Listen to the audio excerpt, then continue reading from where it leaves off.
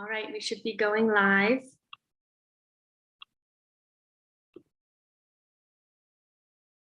Hi, everyone, and welcome to the third session of the Climate Supper. We are going to start with Eliza, who's in the US.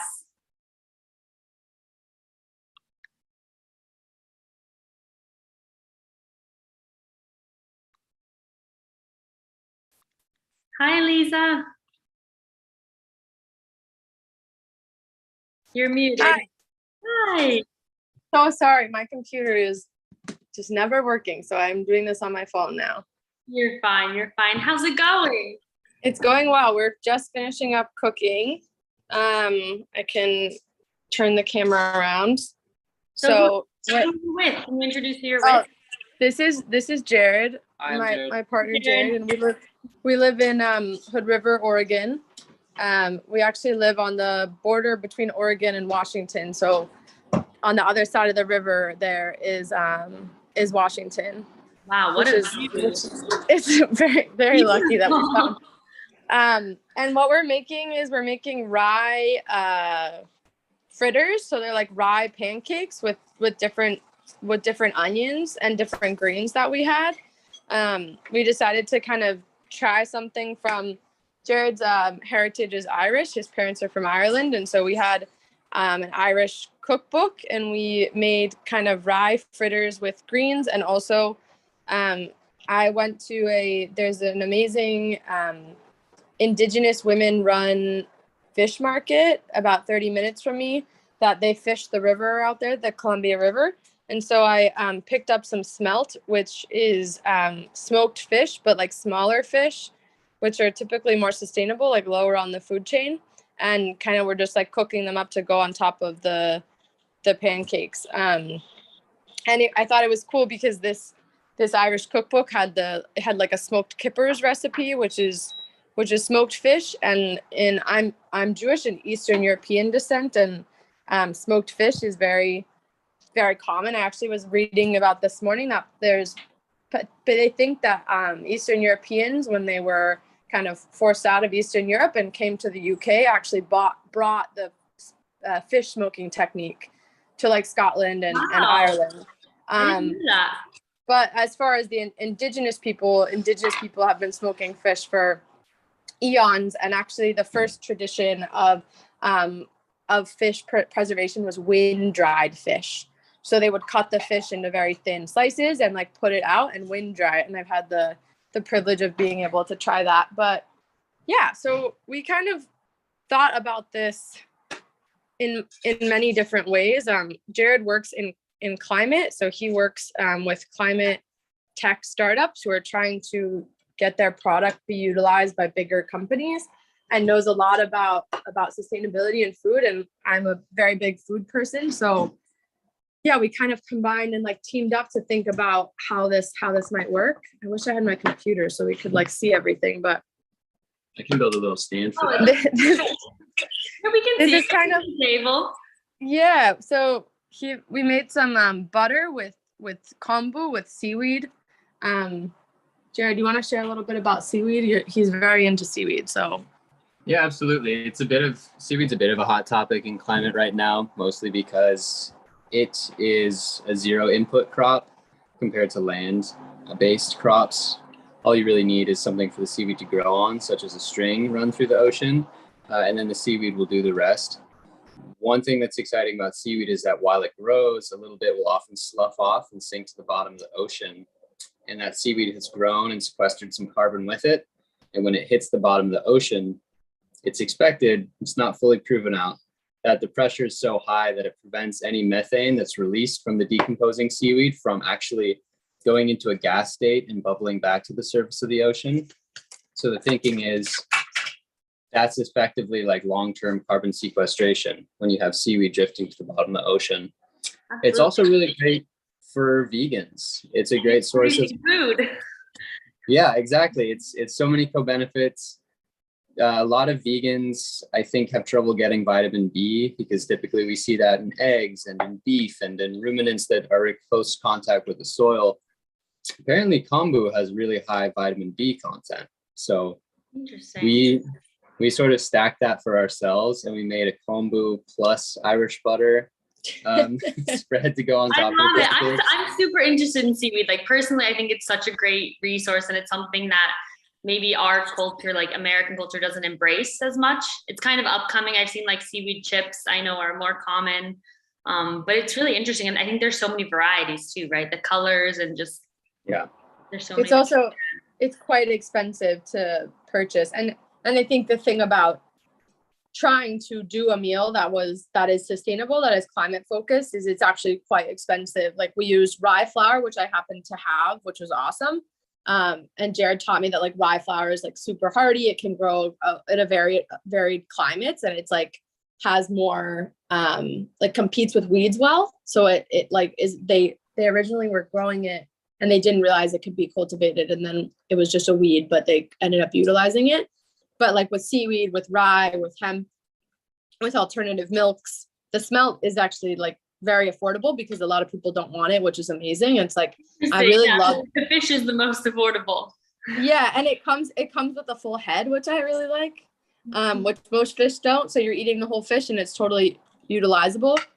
But yeah, it really is indicative that like the things that we are trying to seek out that are utilizing less carbon or have, you know, are might vary different from the norm, like white flour. I heard a lot of people mentioning that, like Alexandra, is much more expensive, and same thing with like organic fruit. So trying to figure out like how are we upping the demand for things that might be unique, and then therefore hopefully decreasing the price.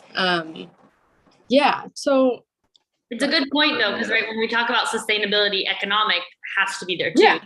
Right, it's a big factor. And I think you're right with the commodity market that we've kind of established. These things that are produced in volumes become cheaper, but you know, we're missing the biodiversity, the variety, like all these amazing localized production methods that just kind of get lost. And it's expensive. It is expensive, and you know, it's important to figure out how we can make it affordable, how we can make it common. So interesting. I really like these points you're bringing up. Yeah, thank you. And yeah, when I was thinking about who to invite to this, because I have a lot of people in food that I love, and everybody works on Saturday. And I think that's a really important thing to remember, is that like the people that are making your food or creating or growing your food all work really, really hard, and sometimes take a lot of time out of their lives and their family to like be able to provide food for people, because it's their passion. But yeah, I notice it takes a huge toll on the friends that I do have who are working in the food system and maybe feeling underappreciated or, you know, under recognized, but are doing something that they love and providing.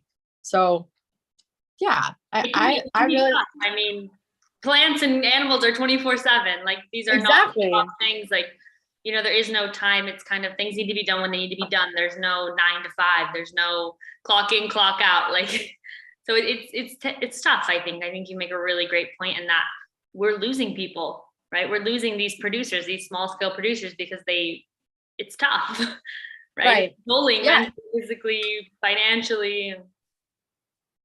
Exactly. And I've had friends like leave positions because of that in the food system, not feeling appreciated. I had another thing I was going to mention, but I forgot. I think that what's cool about thinking about this concept is like a lot of the food that we prepared and thought about was created out of necessity. Like the idea of smoking fish, or like utilizing a grain that you had in your region, or like growing, you know, like a lot of this food that we come to know as traditional values is all created out of necessity. Like our ancestors needed it. They didn't have sustenance, and they were creating something that was considered an innovation at the time, which I think we talked about. Absolutely. Which I love thinking about, is like all of this started as like, oh, we can eat seaweed, or like, oh, if we like, there's no reason behind it. And I think I did want to share this because I think it's very American, but also like very fascinating to me, is that this is like a Bon Appetit article, which is a very like trendy whatever, like US food article, but they did this thing on the future of food. Interesting. When is it? It was from this month or recently? I think it's from last month, but it was actually quite crazy. They did 2032, then 2042, and then 2122. And the reason, and the last one is like, they were asking food scientists or like food future people, like, what about 100 years in the future? Like, what will it look like? And they literally said science fiction. So they like had like 4 science fiction writers write about what their like future of food looks like. And I was horrified. I was so scared. I was like, about it. It really scared me so much to not like eat food that was just like whole, like what we talked about most of the time, like whole, and instead it's like 3D printed tortilla chips and like a cricket tartare from like a Portland biodome raised. It's kind of funny, but it's like, it's just like sipping Java, like coffee made from okra seeds. Like, it's just really interesting to think about this. Really, like, I remembered it this morning when I was like putting together this meal of kind of like whole and unique things of like, what if this is really how it's going to be if we don't change something, which was scary. Yeah, it's kind of scary. I'm curious what your opinion is on this, like future of food. How do you imagine? That was my question for you too. I think it'll be more hand to mouth, probably. I imagine for most people, kind of trying to find replacements for what we find comfortable. I think a lot of the future is going to involve supply chain shocks, like we've just seen in the last 2 years, and it will be quite striking for a lot of people, including us, to realize that a lot of the food crops that we rely on actually come from very far away. So as someone who lives on the Washington border, we're probably not going to have the luxury of enjoying coffee with breakfast in a few decades, or cocoa in some hot chocolate afterwards, and all these sorts of things. If we want to continue to enjoy that sort of flavor profile, we'll need to find some sort of replacement. So we're having some Dandelion Coffee this morning in honor of future supply chain shocks. Amazing. Can you explain briefly what that is? Yeah, absolutely. It's also very expensive. It hasn't been brought into the market. And Jared wanted to try it. Dandelion is really great for our livers, and dandelion root, when roasted and toasted, brings a really deep and earthy and almost bitter flavor. And some smart business folks mix that with some chicory and some other more traditional coffee-esque flavors, like a little cinnamon as well. And it's now sort of a powdered blend you can add to hot water and enjoy it. And if you close your eyes and imagine it, it almost tastes like coffee. And so it's pretty good for you too. Powder. You don't have to brew it. Yeah, it's just the powder, and dandelions are a weed as well. So a lot of people just like mow them away, but they're actually like quite medicinal for you. And so, but it has no caffeine. So I feel like that's why people have been doing cocoa and coffee for so long. But yeah, that's kind of our little put together climate event. Just to show you. I think that's a really great point that I want to bring up, what you mentioned about kind of the access to food, right? Because we kind of had a history, there was a moment in history where globalization was happening, transportation costs were decreasing, we were able to move. And so we discovered all these products, and now we're kind of like, that's the status, right? That's the norm. But it's a weird concept, right? Like you're eating bananas in Oregon, or you're having, in Italy, which it's really interesting to think about how we've now decided that this is the status quo, but it really shouldn't even have been like that in the beginning. Well, and I think humans feel like they deserve that. Like they have created the mechanisms and ways to like get food from point A to point B. So like we deserve all of that because of the innovations we've come up with. And it's very shocking. It's hard to take it away once you have it. So, all right. Well, thank you so much. It was a pleasure. Thank you so much. Your plate looks amazing. I hope you guys enjoy, and thank you so much.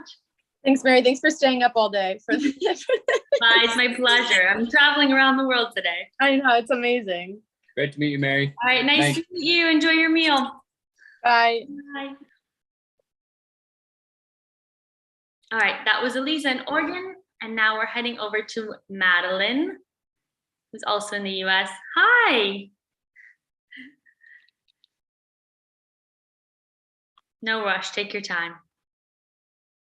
You're on mute. Hi. Hi. I'm gonna work on a quick, can you hear me? Yep, absolutely. Okay, oh my great. God, I love this. Yeah, so we'll start here and I'll just show you what's going on in. Hi, everyone. Can you introduce okay, now you're muted on both though. Okay, there we go. Yeah, well, so I'll just start out in the dining room. I'll show you the kitchen and I'll introduce you to everybody that's kind of bustling around. Amazing. Yeah, so this is Mary, and then whoever else is tuning in from the Food and Climate Shapers Digital Bootcamp. This is my friend Leo. This is my boyfriend Joey. Leo and Will, whose house we're in, were our first friends and our Airbnb hosts when we first moved to Portland. So it was really great to be able to like reconnect. I feel like that's the whole point of sharing a meal, is getting together with your friends. That's kind of the best part. So I'll leave them in here, but I'll just circle into the kitchen where I'm finishing up stuff so we can get a zoom in, and then we'll come back here. How does that sound? I love it. I love it. I love Okay, great. Also, I love the decor. I know, they have the best. I love it. It's, you walk in and it's like the most charming.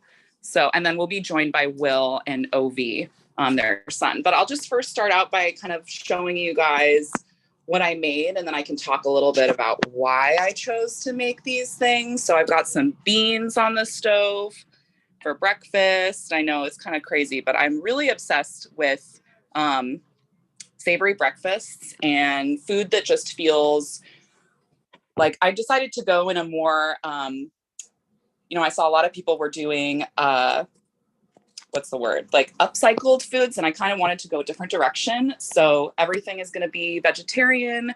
That felt really important to me. And then these are all things that I tend to eat for breakfast. I find them really convenient. And I kind of wanted to lean into the convenience and accessibility of that. So we've got some really beautiful bread from a local bakery called Tabor Bread, and it's all like, I know, right? It's all fermented, and they use local grains, and they used to have a bread oven, and I think they don't use it anymore because of the emissions from using a wood fire oven, which is kind of cool, the like ways that you can compromise and everything. Choice, right? Like, yeah, you're still a bakery, but it's true. Right. Make your choices. It can't all be perfect. So let's see. I have a little bit of toast that I need to bring in. So I'm going to circle back. Here. See, before just doing a quick zoom in of everything else that we made. So I also made, there's Joey posing. I also made a little, like a radicchio salad. I love chicories. We talked a little bit about like how, like bitter has been kind of come out of American food palette. So I wanted to include that. And I feel like it goes really well with beans. And then I made these little overnight parfaits too. Parfaits. Explain what's in a parfait. Maybe some people don't know. Yeah. So basically this has got yogurt and overnight oats and chia seed. And then I layered that with fresh fruit, and it's just sweetened with a little bit of jam. And I used frozen fruit just because it's not fully berry season here. And I love going for fresh fruit sometimes. Frozen fruit when fresh isn't totally available. Joey, would you mind grabbing the beans and the toast from the kitchen? That's a really good point, I think, that you brought up about like fresh and frozen. It's something we haven't really touched upon, but I think there's kind of this like negativity around frozen for some reason. Oh, yeah, totally. I feel like why, but it's really like, frozen food is picked at its prime, right? It's just a way of storing food. I mean, yes, it takes electricity and resources, but it's a great way, instead of getting things shipped across the world, get something in season and then freeze it locally. But it's a great way, instead of getting things shipped across the world, get something in season and then freeze it locally. But it's a great way. Okay, cool. Is that sorry? Just needed to figure out the technical. No, you're doing great. Don't worry. I love the view, the moving, the setting. Okay, I'm gonna leave this one. Yeah, no, I think that yeah, thank you. If you wouldn't mind just doing all of that stuff. Yeah, I feel like with the fresh and frozen kind of debate, there's a lot of like access, I think is really important. And for some people, like fresh definitely like seems like it's the best option. I think in a lot of cases if you have a perfectly fresh tomato, like that's my favorite way to eat a tomato. I try not to eat them out of season. But if I am going to eat them out of season, I'm going to eat them canned, likely, or frozen. Like you were saying, it's picked at the height of freshness. And you're actually, I think, able to lock in more nutrients in something that's frozen and eaten within like a reasonable amount of time. Absolutely. And I think eating like frozen foods, like frozen veggies and stuff is probably, better than just, bringing them all. Yeah, or not at all. Exactly. So that's the frozen, let's see. So yeah, I wanted to do stuff that was healthy and also something that was convenient. So like you can see with these guys, I've got them into little glass jars for the convenience element, because that's definitely like an important piece. And these are the kinds of things that you can like buy at the store, but I kind of, I don't always have I try not to because of all the single-use plastic and everything. But it's definitely nice to be able to have something convenient if you have the time to like make something in big batches. No, and you made a good point about like preparing it the night before too, right? There is time if you just squeeze in a little bit of time, maybe not in the morning, but if you kind of plan ahead, you can really. Hi. This is Obi. Obi, this is Mary. Hi, Obi. Obi just woke up, so he's still really doing I'm just excited. So with these beans, I actually like had the time to soak them and make them overnight and everything, which is great. But like what you normally do, it's kind of a scary thing for me. I don't know. No, it's not something I normally do. How was the process? How I don't know.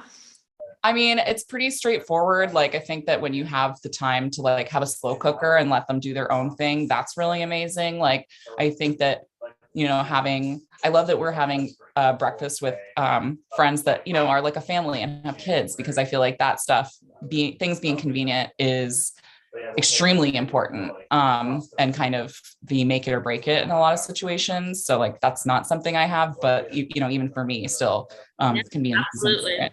So honestly, like a lot of times I'll use canned beans, which I don't like love for the, the single useness of it, but it's kind of like we're always making concessions. And I figure if I'm having beans instead of, I don't know, bacon, it's like a nice kind of trade-off. And again, like canned versus like fresh, like canned beans are great. I think that kind of goes back to that frozen versus fresh conversation. They're having a really fun talk about coffee in the other room. So they're just, we need our coffee, but. No, I love it. I love that I know it's morning time, so it's a little bit tough to like get people engaged, but there are little bits and pieces. So. Oh yeah, totally. And I will say that like, I definitely wanted to do something sweet. I feel like I love like a sweet and savory for breakfast, but not something too sweet. So that's why, it's just plain yogurt, but there's sugar in the jam, but it's just kind of like sweetening the berries that are already there. So it's kind of just making use of what we have. And all of these are foods that are really like easy to repurpose as leftovers. So like these overnight yogurt oats, like if we don't finish them now, they'll be a perfectly good snack later. I waited to put the granola on, and this is also like really amazing granola. I don't know if you can see, maybe Eliza cares just because she's in Oregon, but Tabor Bread is the same place where we got the bread for the toast, and they're really awesome. I love like supporting local producers. And the beans are something that I regularly I'll just make a big batch of canned beans. I'll make 2 cans at one time and then kind of portion them out for the next few days for breakfast. It makes a great dinner too. Like I work in the restaurant, so it's nice to come home and have something that's like healthy instead of maybe like convenience is huge. Having healthy, convenient food. Have you guys I don't know, have you guys like sparked any random conversation or anything like come up in this process? I don't know, or like. Yeah, we just got here and are still like settling in, which is we'll probably tuck into breakfast after. but I think that we all, you know, This is coffee for us. oh, thank you. We will certainly talk about it. This is Will. I know we met Leo earlier. This is Mary. The other, Right. meet you. Yeah. Pleasure. Meet you. Mary's. Yeah, Mary. Where in Italy are you? I'm in Bologna. Oh, yeah. Bologna. Yeah. Not Where I Bologna. live. That's a bad joke for that. Yeah. So for us, it's nighttime. For us, it's 7:30. Yeah. I'm That's a on weird my time, way. right?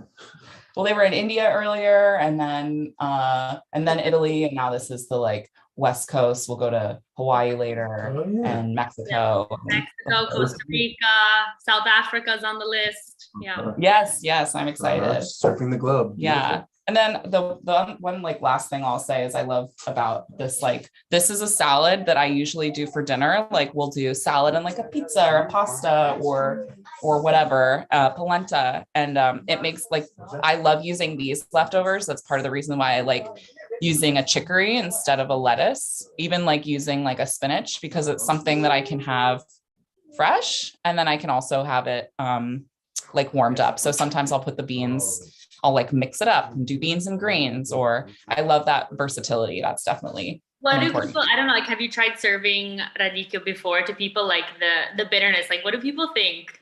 Like in Italy, it's a pretty common thing, but it took a little getting used to for me personally, but I don't know. for sure. Had any weird I love it. I definitely, oh my God, look at you. I love it. This is amazing. Butter on the bottom, ghee on these two. I love and it. one. I love it. I love it. Bon appetit. What do you like a I love bitters? chicory. I love radicchio. If you have the right vinaigrette to complement that, like a citrusy or something, like it's actually the best party for the face ever. Love It's it. so good Face for party you too. Yeah. Like I feel like that bitter, like getting Yeah. your stomach juices. Astringent Chinese Yeah. medicine. It's like it's pulling things together for you, helping you support your spleen function. Your spleen does so much transformation and transportation of all the food. Leo is an acupuncturist, so it's always fun to get the like. Yeah, seeing the connection. These things are beyond me, but thank you for sharing. I Yeah. love it. So we're gonna tuck Uh-oh. in, and I tasted I don't the know how much. Go to town. I don't know how much time we have left, so we'll probably sit down to eat right now. But Manja. yeah, Enjoy your breakfast. It looks amazing. You guys did a great job preparing. I hope some interesting conversations. I want to know people's opinion on the radicchio. So Yeah. get back to me on people's opinions. I'm curious to see what you guys think, and enjoy your meal. It looks fantastic. Bye. Thanks, Mary. Bye. Thanks, Have a good day. Joe. Bye. Do you guys want some honey or some? Thank you, Madeline, for joining us. We are now going all the way to Mexico with Linda. We are 1 minute early. She might be. Are you there? Hi. You guys look so great. You're on mute, I think.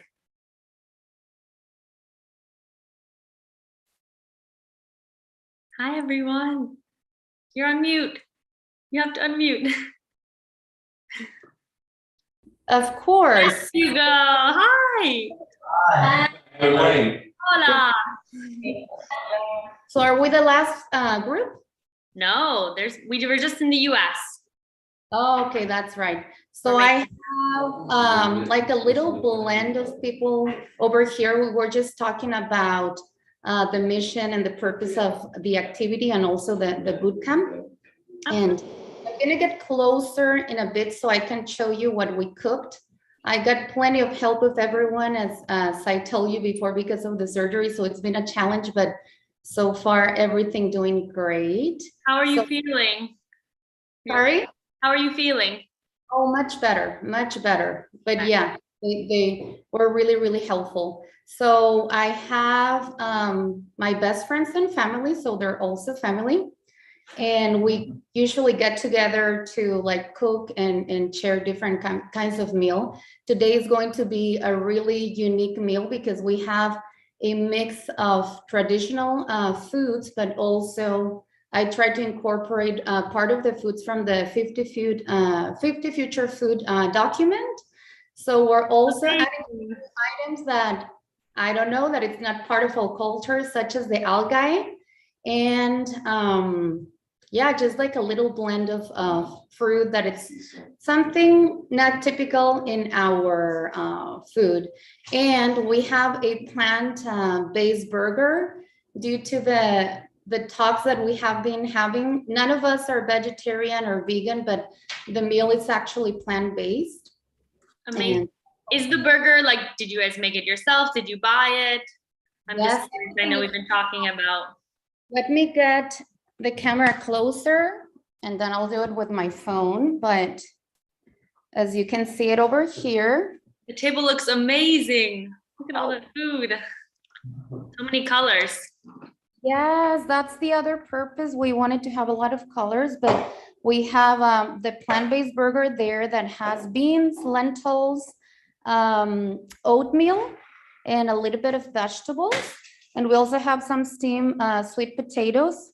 We didn't have time to like make like a hash. We wanted to do a sweet potato hash, but that's what we made. Then we have the algae here.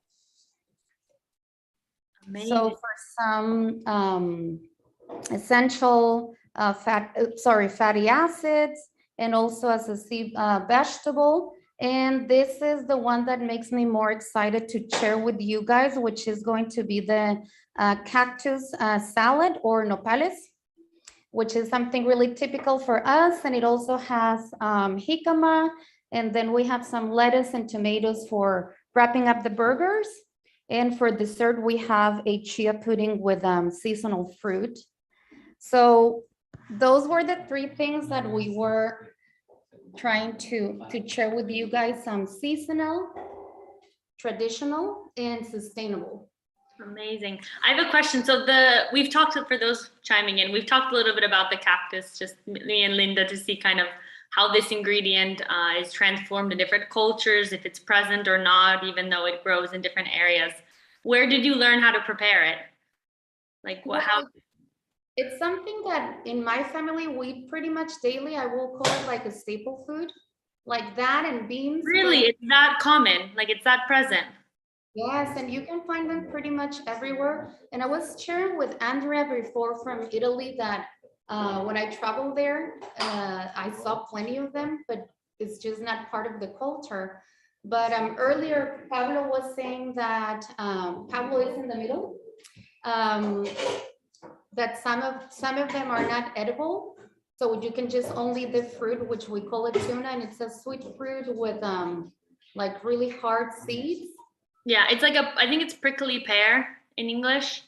It's like pink and yellow. It kind of comes in into little different colors. Yes, and I want them to describe you the texture and the flavor of nopales. Have you had it, Mary? I think I might have. I don't really remember. I was kind of traveling in Mexico for a while, so I tried everything, but I'm not sure what exactly everything was. But please go ahead and describe. Can one of you help me describe the taste of nopales? Or just give a few different words. Maybe each of you give like one word. What do you think? I think that it depends on where you eat them, but they're usually like soft in the middle, like they have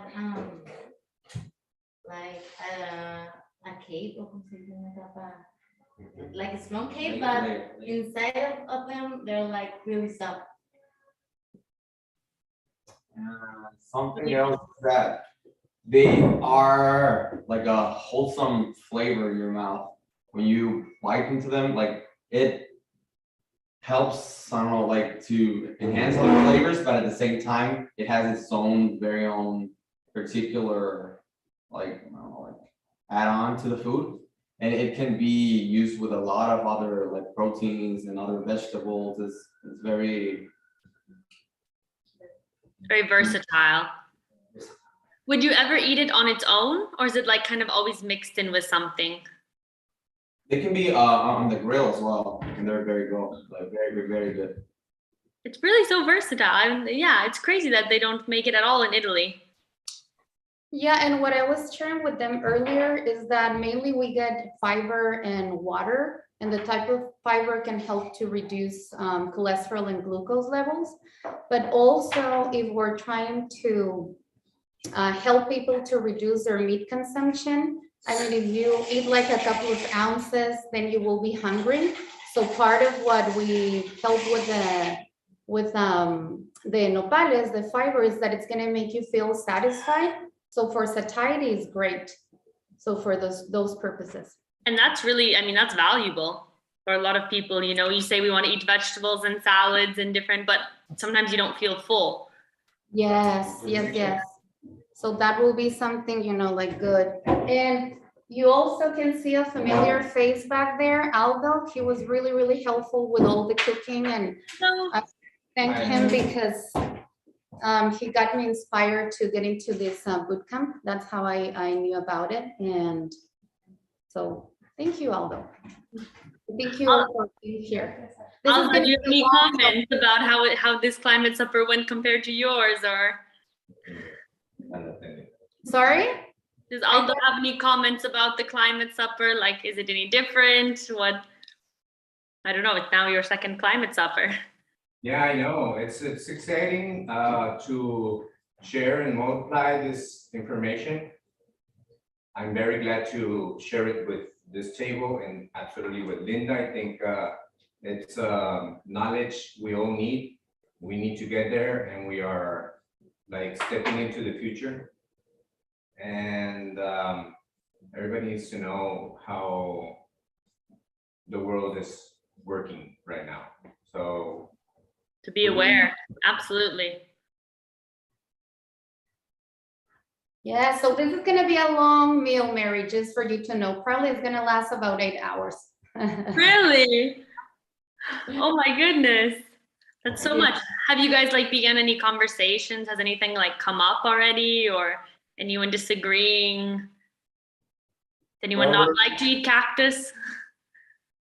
Cactus was a topic, right? We talked about around Mexico and different places, about texture, about the taste, trying to focus on describing how is it that eating cactus will, I mean, how do you describe eat cactus? It's kind of crazy. Stuff like that. What else? I had a question. Is it always in season? Yes. Yes. It's always in season. I know the fruits are not, but in theory, the cactus, you can always eat it. This is also a really good point, because seasonality and having the food be available, having the access, it's a great solution for that. And it's a really economical food. I mean, some people, they even have it in their garden. We don't, but yeah, they're really, really popular. But the other thing, yes, I believe that part of the big message that I want to give today is that we can reduce the meat consumption. I wouldn't say eliminate it. I think I'm not ready to like fully recommend it like that, but of course to be ethical about the products that we buy. But how can you feel, you know, satisfied and happy and eating beautiful food and just at the end of your meal feeling nourished? So again, none of them are vegetarian, so I'll give you the review and how everything ended. Thank you. I'm curious to see if anyone has like an opinion on vegetarian or veganism, like maybe what in your community where you all live, how is that viewed? Like if I said, oh, I'm vegetarian or I'm vegan or this dish is vegan, how is there a perception that you have already? Like, is it negative? Is it positive? Anyone want to share? I'm just curious. Yes. It's a feud, exactly like a type of battle. It's very complicated because there's a lot of misinformation. So there's people that coming into my coffee shop and ask me for something vegan, but they're not sure, you know, but they want cheese or they want cream. And I'm like, what? You asked me for something vegan, but you're asking for cheese. You know, that's vegetarian. So they know the word, but they don't understand it. Yes, that's right. So a lot of lack of information, kind of complex there. That's right. Are there vegan and vegetarian options available, like traditionally? Or is it a very meat-based cuisine where you're?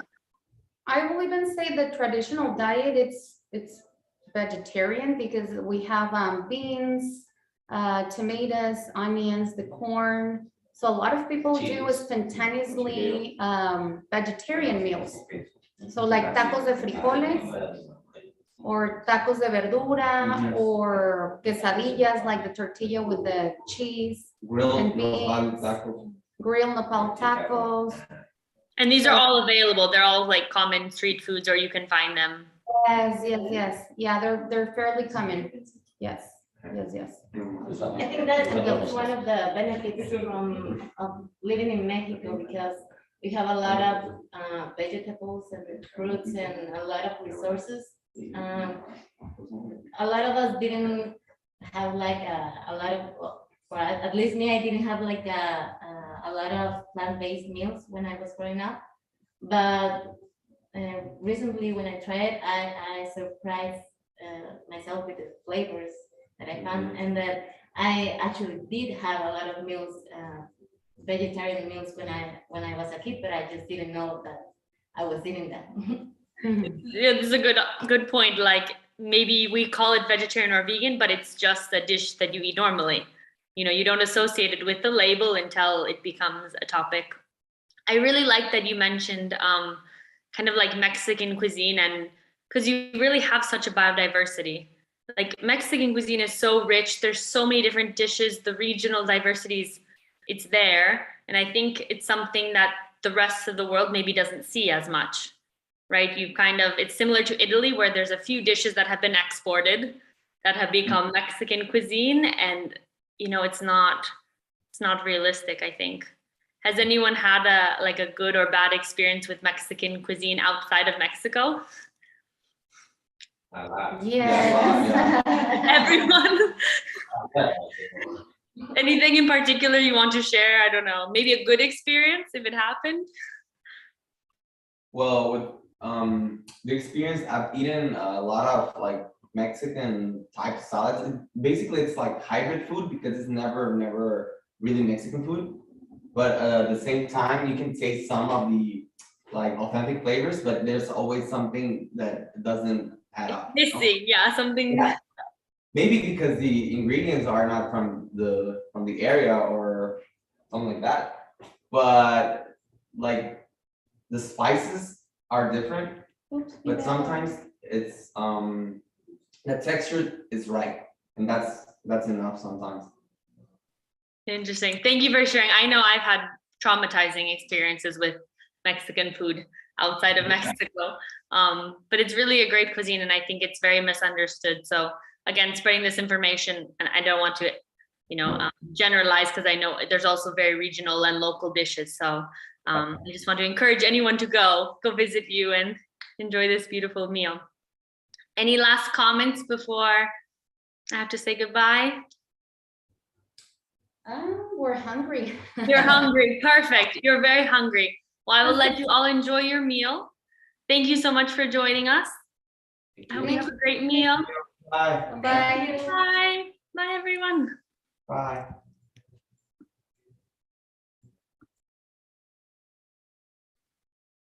It was amazing seeing all of those smiling faces in Mexico. And we're going to stay in Mexico, and we're going to visit Ramon. Ramon, are you here? He's joining right now.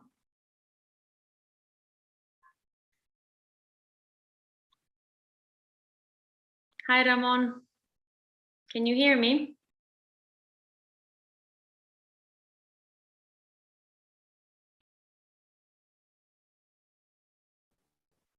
Oh, hello, Mario. Can you hear me? Hi. Yes, I can hear you. Excellent. I'm connected with my cell phone and with my laptop, so we can see the supper. Let me see. Amazing. Can you see the table, or is it blurry? It's a little blurry. I think you might have to, see if you can change the settings. Yeah, I have to disable the Zoom background. Just give me 1 second, please. Take your time. No worries.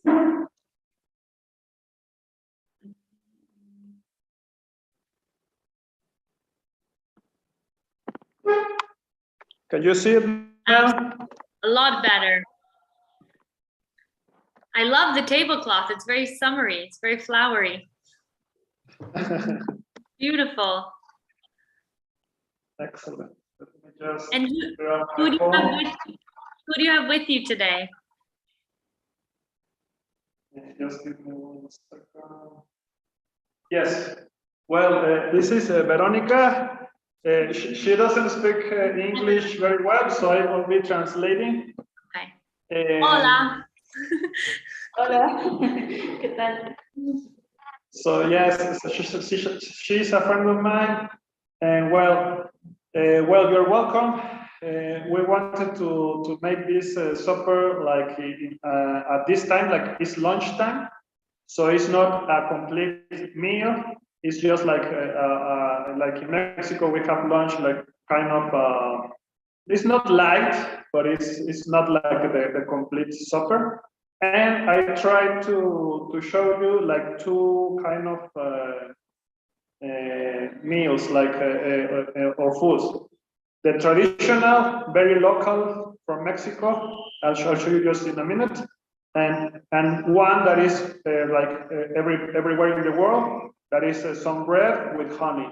But I'm gonna explain a little bit more just in a few minutes. Perfect. Welcome. What I'm trying to do is from that perspective, you can see us, and I also have my phone, so I can. We can do a close up. I like it. I think. Let me just. Yep.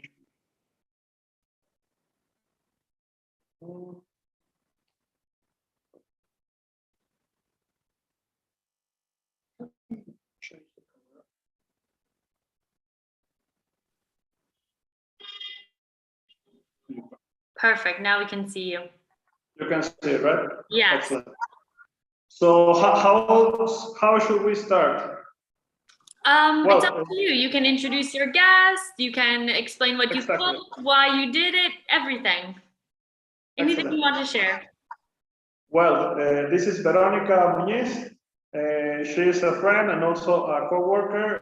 I asked her because she's really proud of the local food, and I thought she would love to show and eat this meal. So yeah, let me translate.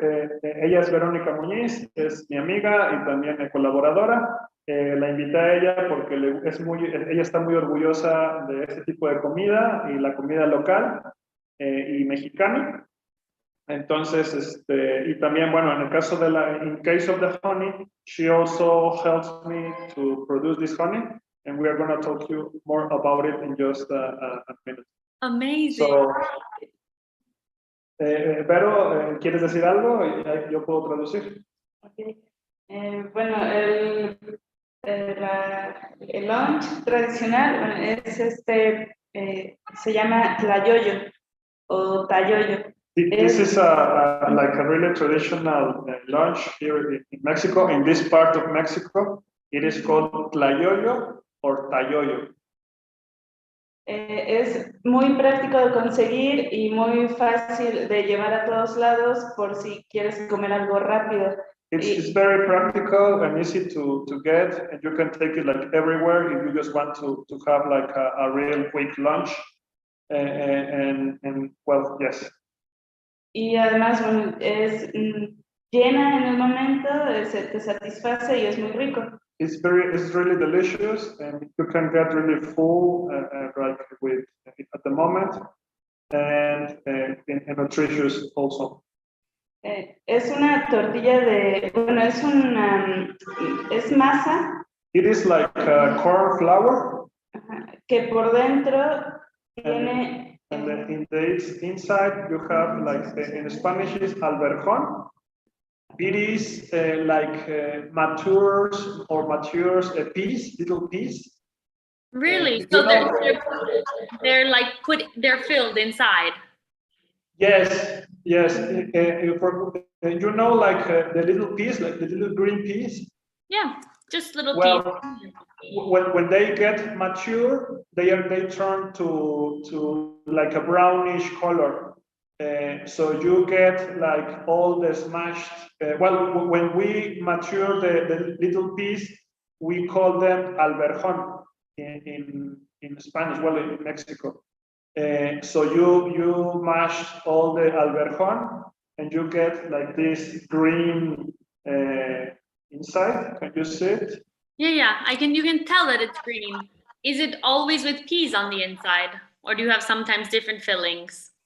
You have like, in case of tlayoyo, like this regional tlayoyo is this alberjón.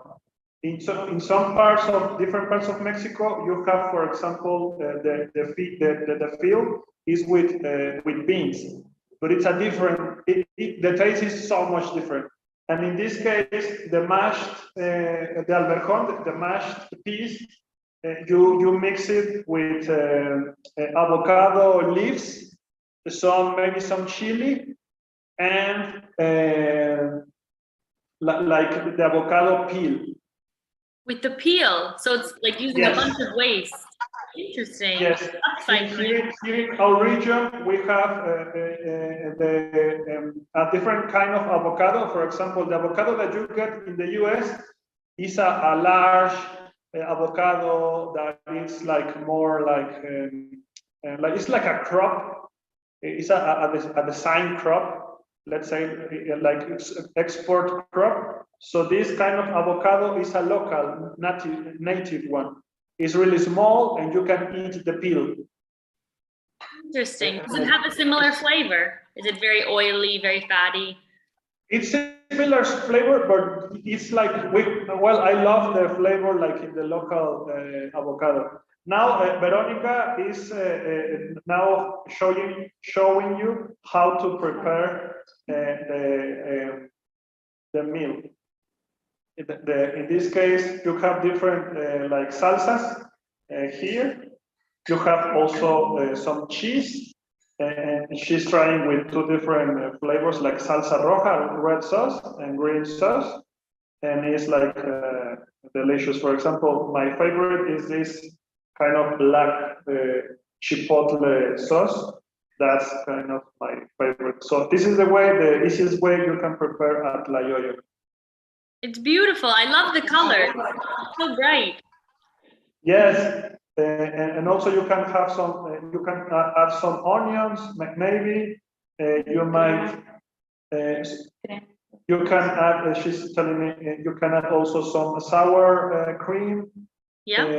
It varies, but the simplest. Well, you can eat it just like that. It's like this is the simplest way to have it. But the most common or the most delicious is this way. Of course, with all the salsas and the cheese, it looks great.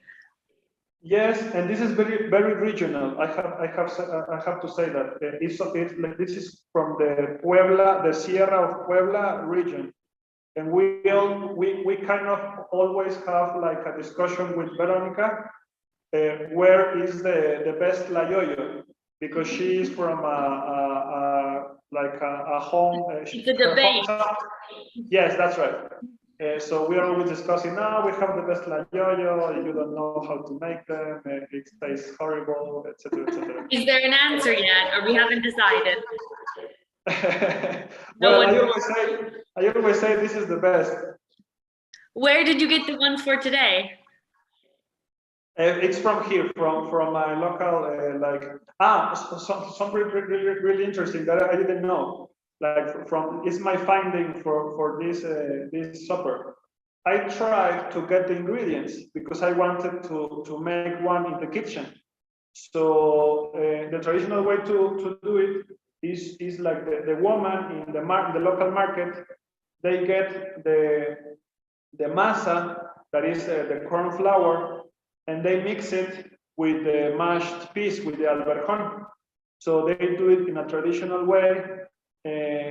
So you put it in the anafre, which it is like an iron plate, like a hot plate. It's a large hot like griddle. Yeah, that's right. So I wanted to buy the ingredients so we can try to make one. But they told me, oh, no, we can't do that. It is forbidden for us. We cannot give you the ingredients. We can only give you the end product. The product. I was like, wow, I didn't know that. Why? And they are like, no, we are protecting like our heritage and the way we cook it. So I didn't know that. That was a final for me.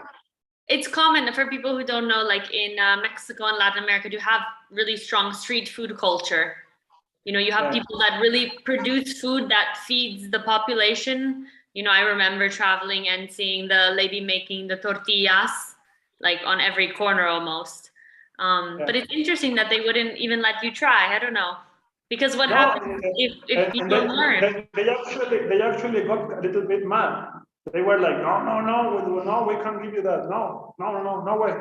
I was like, okay, I'm sorry, I didn't mean to. Yes. So it was a fight for me. I think Veronica, she's like really keen to eat her tlayoyo. Absolutely, she can eat. Go ahead.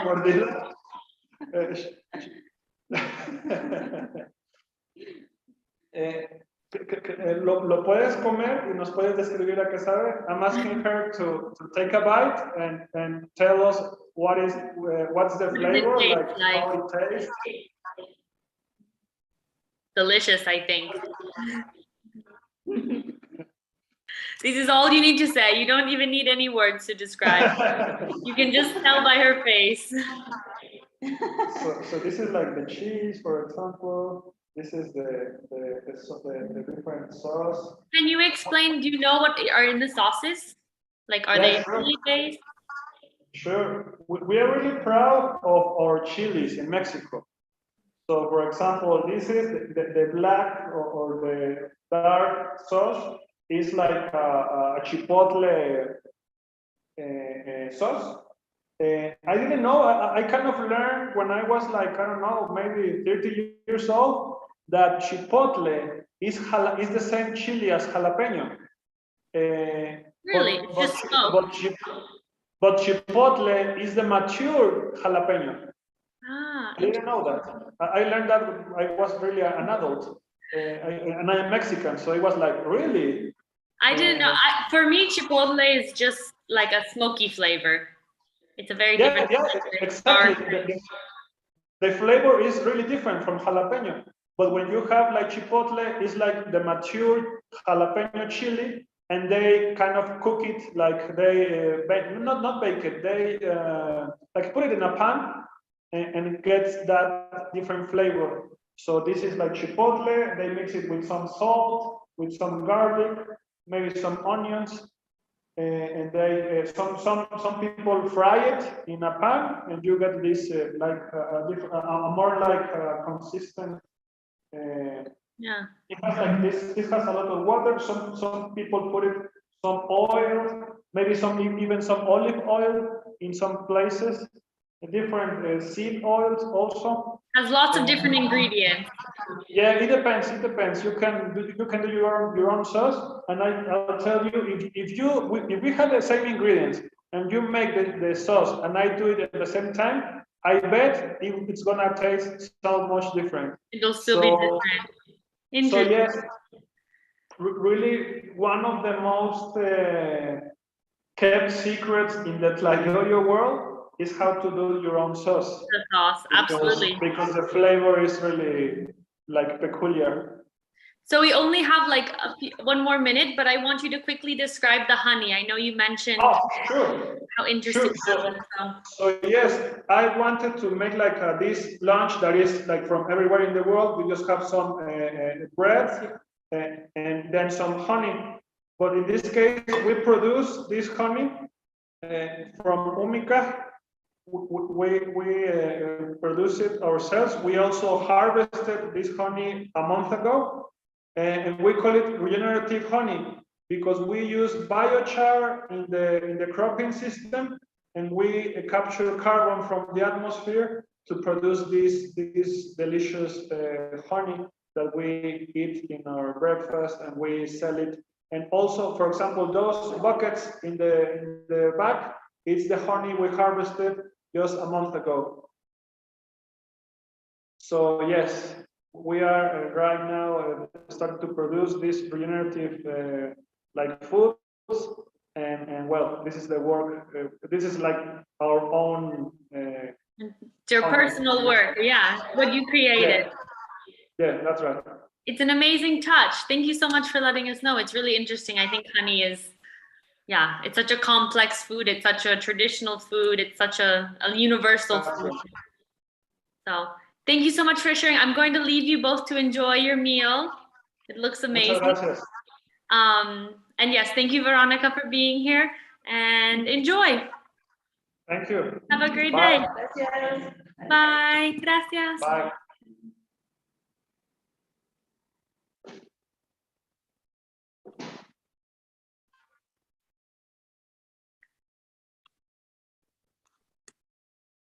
All right, that was Ramon in Mexico, and now we're jumping across the globe. So we were just in Mexico, and we're jumping across the globe to South Africa. We're jumping to Nonku. Hi. I always love your background. You're still on mute. I'm sorry. I'm actually gonna remove the background so that you can see my actual background. Perfect. Can you unblur? Hi. Hi, everyone. Betty. Good evening. We were just having breakfast in Mexico, so We are having dinner in South Africa. we're in South Africa now. Yes, I have Daiwa, Kanya, Brittany, and Khomota at the table. Miles is by the fire over there. Hi. Nice to see you. Nice to meet you all. Pleased to see you too, Mary. Are you like hungry yet with all this food that you've been seeing on screens? I am. Yeah, it's very inspiring though. So I like can't decide what I want to eat for lunch or dinner ever. It's very, I want to try it all. It looks incredible though. You have such a big table. It's full. There's a lot going on here. There's a lot going on. And we're down to main now. We've had our starters. We started eating already. No, go ahead. I don't want you to be hungry. So we still have a couple of guests that say they're still on the way, but yeah, we couldn't wait. It was too good. I believe it. I believe I'm gonna get a torch so I can show you what's on our table. Thank you. Can you see that? Yes, I can see. Okay, so we have some broccoli and sweet potato and pumpkin and beetroot chips in the first platter here. Yeah. And then we have some fritters made with vegetables and chickpea flour. And then we also have cowpea and bambara nut bean fritters bound with chickpea flour as well. So all of it is vegan. Everything's vegan on the table. It's my first completely vegan meal. Completely vegan. Congratulations. Yeah. It's doable. It's possible. Yeah. Then we've got this pumpkin. A lot of the soup that was in the pumpkin is done. That's how good it was. That's fair. That's fair. So I see some happy faces, so I think they enjoyed it. Yeah, so we use the pumpkin that we made the pumpkin soup with as our container. As a serving. That's incredible. How did you do that? You just scooped it out? A lot of patience and hard work. A lot of scooping and scraping. A lot of work. No, it looks incredible. I actually noticed it and I was curious if it was really the pumpkin. It was. And then we've got sweet potatoes. So all of the ingredients here are from my garden or neighboring gardens. Incredible. So you're your own food producer. This is the thing, right? You produced it, you transformed it, you're consuming it. You're 100% local as you can get. We've got some bean curry. It's got bambara nuts, beans, as well as chickpeas. Those are both and cowpeas rather, not chickpeas, cowpeas, and sugar beans, and they're all indigenous to our climate. And then we've got some cassava flour chapati or flatbread that we're using to scoop out the bean curry in. And you can see we have a collective bowl going. We each going like finger fooding. It's amazing. I love that. It's interesting that you mentioned the flatbread, because almost in every single meal today, they've made some kind of flatbread. Because we had no time to bake. No, I really think it's like it's ingrained. It's kind of universal. There was sweet flatbread, salty flatbread, small flatbread, big flatbread. Really it was a debate between Steambread, which is my usual go-to. Okay. But, Steambread. I've never heard of it. So we make very wheat flour based, and I stayed away from wheat this time around. So cassava is a indigenous plant, and that's been pounded into a flour root tuber that's been pounded into flour, and that makes more flat type bread. But traditionally we would make a steamed bread with wheat flour and oil and yeast, and we'd let it rise, and then we would just steam it like dumplings. Okay. Interesting. Yeah, it's actually dumpling, but like a bigger dumpling, massive dumpling. So we went with the flatbread to scoop out and eat with, because we wanted the communal vibe. Is cassava, I'm curious about cassava as an ingredient, because I see it in some different regions around the world. Is it a commonly eaten food there, or how? Not yet. I mean, not in South Africa anyway. It's more East African and West African as well. Very common there. In fact, I think it's a staple there. Actually, they make cassava chips as well, and they actually eat it raw as well, because when you look at it, it's a tuber. It's like it's a very starchy, like a white potato. Yeah. So I'm trying it out. We tried it out for the first time today. Was there any dish so far that you like really love that might become a go-to, or anything that maybe you're disappointed in? I don't know. So I think everything turned out really well. I think there may be some modifications to the fritters. Just need to get the binding right, because it can be tough. It's always a thing when you're going vegan. But we actually made them work really well. They're tasty. So even as a minced thing, it would work. So where did you find these ingredients? Like where did these dishes come from? So I actually found them in this book. I'll show you. Sorry, not the ingredients. I mean the recipes. I said ingredients.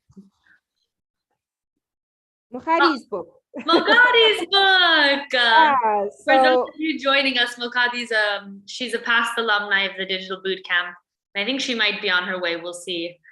She's going to make it today. So she has the fritters in her recipe book. She has the curry in her recipe book, and there's a variation. We used a modification of the flatbread that she has in there, and used cassava flour instead of the others that she recommended. I think she recommended chickpea flour in hers. I like that you had enough confidence to kind of spin it in your own way. It's important, I think, to experiment and this was the opportunity. So yeah, absolutely. And then the soup is a that one is a what do you call it, DIY? Invented. You cooked with your heart. And the cake or dessert was definitely inspired by our foodie over here. She's a food scientist, researcher / raw and vegan foodie and chef. You want to talk a little bit about what you do? Maybe a few words. She's very shy. I really hate being on camera, but don't be shy. It's really informal. We're all here to just share information and learn from each other. So it's really Yeah, I do research on the food system and alternative, more sustainable food systems and decolonizing them. And then I run a plant-based food company, so I put it in practice. Amazing. Always in South Africa. Are you based in South Africa? That's right. Incredible. Yeah, she's very modest. Brittany. She's very modest. Like, she's incredibly modest, but she's an amazing connector of food growers as well as those who transform the foods into like amazing things. But the way she just plays around in the kitchen, like she goes and she forages for these amazing herbs like in the wild, and then she turns them into these incredible dishes. So a lot of what happened here is part like inspiration from the things that we talk about all the time. Absolutely. And yeah, I wouldn't have been able to do this without the help of friends like Mohadi and Brittany and Khomoto here.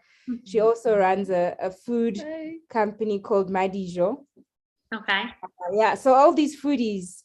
What do you ladies think? What do you think about this meal? How do you think it ended up? Very tasty. Amazing, incredible. Anything Well, that's the plates are empty, so that's evidence. No, it's true.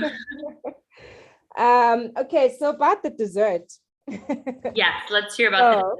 I'm ready. What do we have? We've got, remind me, Brittany, we've got a polenta cake, grapefruit polenta cake with grapefruits from our tree.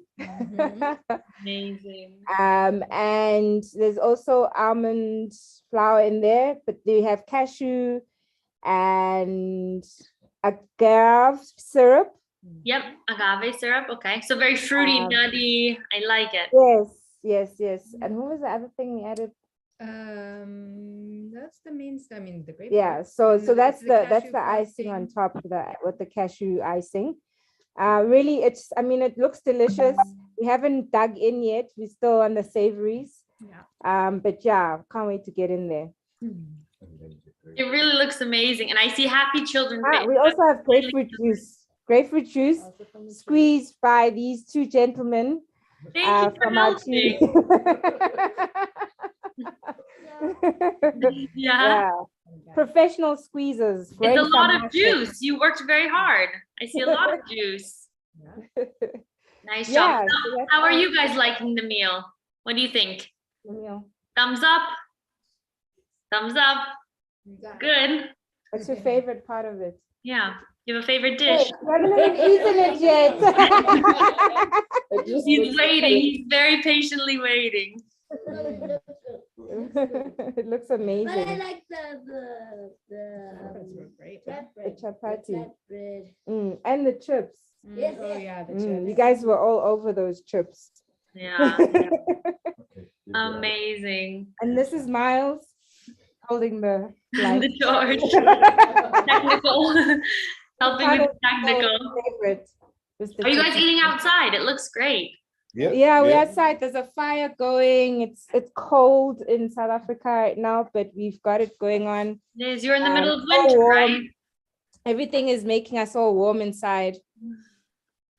Amazing, amazing. Well, thank you so much for sharing. I'm going to leave you to enjoy. I know we're waiting to try the cake, so he's ready. Thank you, Mary. Enjoy your meal. It was beautiful. Thank you. We'll try and FedEx some of this to you. And take some pictures. I want to see it all. So we'll send some pictures. Thank you. Enjoy. Have a great meal. Bye.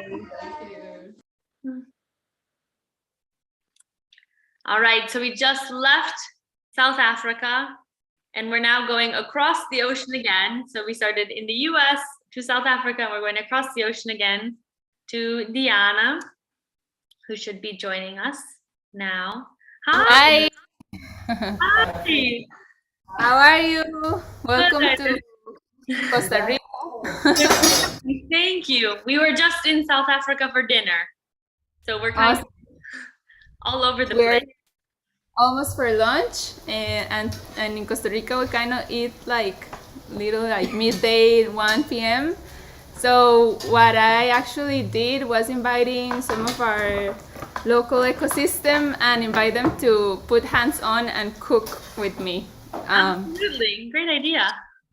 Yes, so here you will see like some of my friends, David, Bujon, Francisco, my partner, Naima from Stolas Co-Living, Shanti, and Tisha from People, the they just Happiness. keep showing up. Yes, and I can tell some like what we're doing right now. Absolutely. Yeah. Okay, I'm gonna bring this here. So David actually is helping us prepare some cauliflower to do tacos. We're doing tacos al pastor because in Costa Rica we eat with tortillas, like similar like tacos with gallos, and it's anything in a tortilla basically.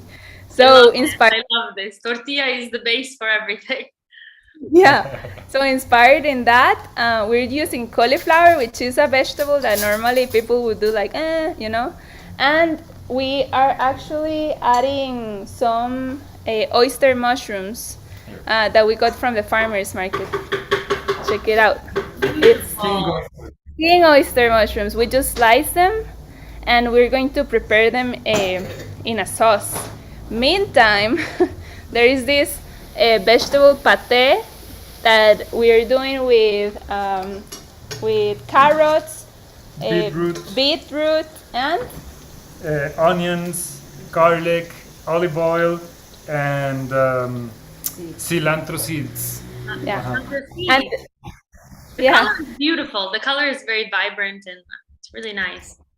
Thank you. It's gonna end up looking like this. This is like an old batch. And it is delicious. Again, the story behind this sauce was because we have a lot of beetroots that was left over from our juices, and we had no idea what to do with them. And Francisco actually was the chef with this. He once said like, maybe if we do like a sauce or something, and this emerged. And actually, it's a recipe that is featured in a restaurant from a dear friend of us. Yeah, one of the best restaurants adopted the sauce. It was a success then, I think. Yeah, he said like I was looking for like a recipe to do with the beets that was very tasteful and like add flavor to my dish, and this is it. Have you? How have you like served the sauce? Do you put it in a taco? Do you have it on the side with tortilla? Do you just by the spoon? How you prepare it? One possibility is with a taco, like the sauce in a taco. We also love it in the morning with eggs, just like as a companion. So bread or tortilla, eggs, the sauerkraut, and a little bit of this beetroot pate. Absolutely. Delicious. Yeah, really anything, I guess. Also, David helped us to make, so from traditional, we bring mixed traditional recipes with available ingredients. And one available ingredient right now is the heart of palm, palmito in Spanish. And so we decided to do a ceviche. A heart of palm, amazing. Yeah. Ceviche is traditionally made out of fish, but this is a vegan option that has a similar texture and maybe even a better taste. I know nothing about heart of palm. So how do you buy it? Where do you get it? Can you maybe explain it a bit? So can I share my screen? Yes, I think so. Actually, I did a photo before we start doing the dish with all the ingredients that involve the ceviche. Look at all the colors. It's so colorful. Thank you. Love it. So actually, we have red onions here, garlic. We use a garlic. ¿Me puedes encargar el ajo que está allá atrás, arriba? So traditionally, nowadays, the industrial garlic, is super big, but we have this criollo. It's called ajo criollo, which is kind of like smaller. It's kind of difficult, but it's super tasteful. And so that's the one. And we have like sweet pepper, oranges, mandarin lime, salt, and this actually is the heart of palm. You see, it's like white. It's like the core of a palm. That also the fruit is edible and it's called pejibaye. Yeah. Nice. This is what you chopped up to make the ceviche. Exactly. So we chop it up. Can you show like the in detail the? Here, you can see the texture. So it's all right now. It's Similar to ceviche, like traditional ceviche. yeah. And so right now it's marinating in the lime and in the lemon and the orange just to soak up the juices. Nice. Have you made this dish before, or is it the first time? Yes, actually, this is a favorite dish for me because again, we go to a farmer's market every Saturday and try to take advantage of what is plenty of. And it gets a point in which, like the same dish over and over is kind of like boring. So reaching out for recipes in internet and so on, I got like the inspiration of if they are doing mango ceviche, but why not heart of palm ceviche? And that's how it evolved. It's local, right? Can you share? I see you have a few other pictures. Do you want to maybe explain briefly? So these are the ingredients for the beetroot sauce. Again, carrots, cilantro seeds, onions, and beetroots and garlic and olive oil that we don't have in Costa Rica. So we actually buy it from the foreign countries. And this is the ingredients for our pastor tacos or gallos. Can you explain the pineapple? Because I see like lots of salty ingredients and there's one fruit, so maybe. Yeah, come check the pineapple. I'm sorry, I'm moving all around. Move around. I love the tour. This is a two. There's pineapple with the paprika, vinegar, garlic, and the roasted chili. Okay. Smoked chili. This is one place for the pineapple, and the other one is here. So when you serve the taco, we have air fried pineapple. So they become like this pineapple caramel sort of thing. So you put it in the taco at the very end, fresh, and that's a nice different. Yeah. You guys are so creative. I love the creativity. Thank you. Tacos I think are great in the sense that it's a foundation, and you can really take tortillas and put anything in them. Finally, we our friend Shanti actually helped us to share like a drink and like say salud. So he's doing right now he's doing some gin tonics, and we're using a lime that we found at the farmer's market that it's called caviar lime. I've seen these before. Yeah. There's pearls in them. Yes, and we also use like a local variety of apple. And the local tonic. A friend of us is doing it with a plant called hombre grande. I don't know how Quassia aymara. Quassia amaria is the scientific name. Yeah. I don't know. So as you can see, like maybe the center of this whole meal was to take advantage of what is actually in offer at the farmers market that we go, that is organic, and we really value like the organic ingredients in Costa Rica due to like the high amounts of agrochemicals nowadays being used. Is very important to know not just the ingredients that we're eating, but also the people that is planting our food. So we talk about the concept of eating food with names and last names, because we can say like this cauliflower comes from Eddie and Tierra de Sueños, and this actually this one came from Moises. Oh yeah. Today. Yeah, and the pineapple came from Eddie from Tierra de Sueños. And no, this time was from Mayela. Okay. This is the perfect example, right? Of like, it does take a community, and it's nice to know these names, because really at the end of it, the food is produced by someone. There's always someone behind it. There's someone working. There's someone who has their lives in this system, and they do have a name. It shouldn't just be something on a shelf. It should be their name. Yeah, and lastly, I wanna give another idea. ¿Me puedes pasar el tarro? Este mismo.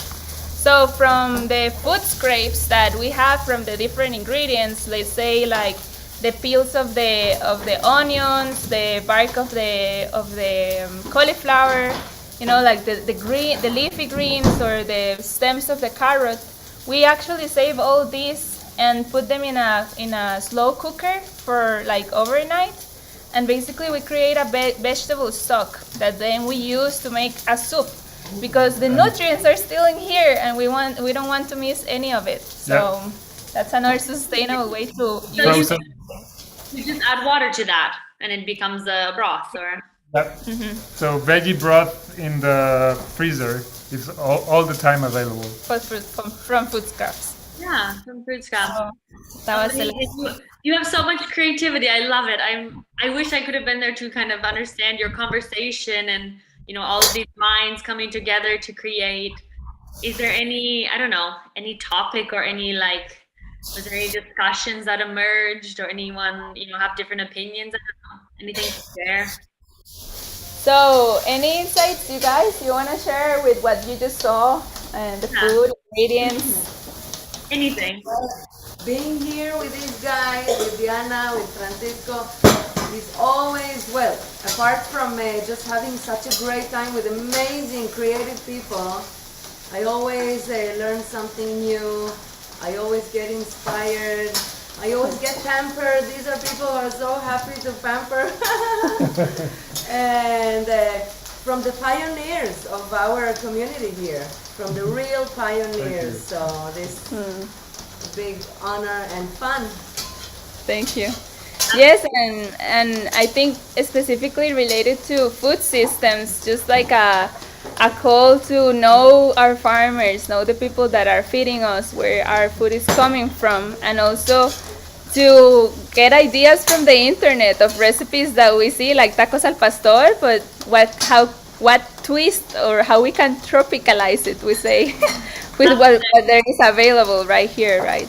I think it's, yeah, I don't know. The internet has so much information, right? And in terms of food systems, it's what we need. We need to share this information, the education, even today at the Climate Supper, right? We're going to different cultures, learning from different people, different techniques, and it's all valuable. You know, it's all different, but it's all valuable. And I think it's mixing with tradition and the locality and seasonality and all of these important, you know, food system topics that we all want to be a part of somehow. So thank you, Mari. Thank you so much. It's beautiful. You guys are doing amazing work. Enjoy your meal. You all look very busy, so enjoy your meal. It's worth it. Have a great day. Bye. Thank you. It's amazing to see so many cooks in the kitchen.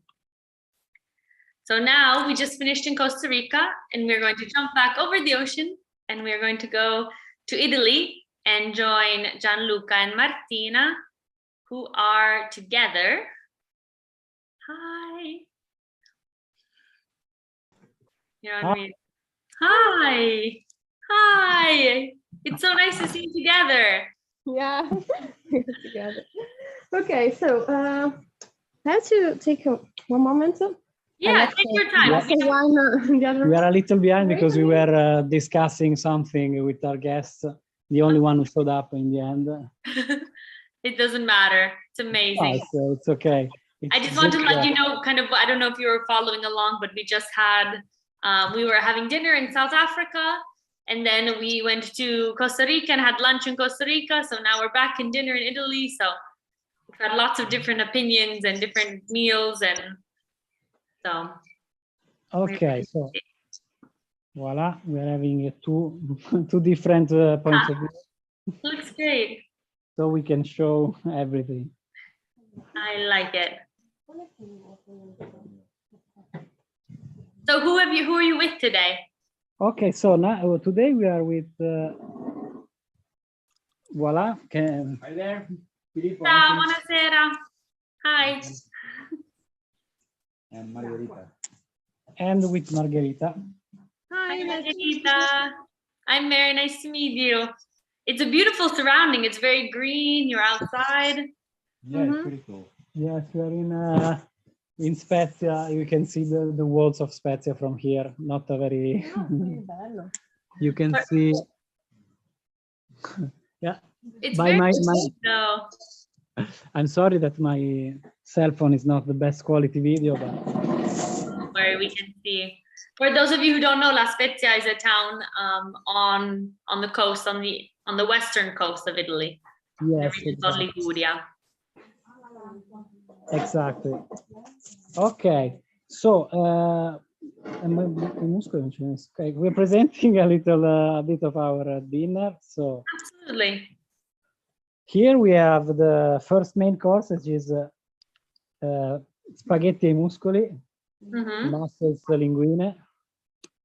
Then we have our second course that is branda cuyun, which is a plate made by codfish and potatoes and olive oil, and it was typical made by men, because it was branda cuyun means something like a slang in Italian for you hold it near your intimate parts.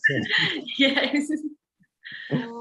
Because you have to do this kind of work to squish the potatoes and the cod together. Amazing. I love the naming. It's very creative. Yeah. It's and we follow tradition because I made it. So then we have a torta di riso, which is a typical of here, and it's made from eggs, rice, flour, Parmigiano Reggiano, and butter. And it's is it salty? Is salty, it yes. Because in Bologna, where I am, they have a torta di riso, but it's sweet. Sweet, yes. Yes, exactly. Here we think it's an abomination because we Italians have very strong opinion about it. No, we joke.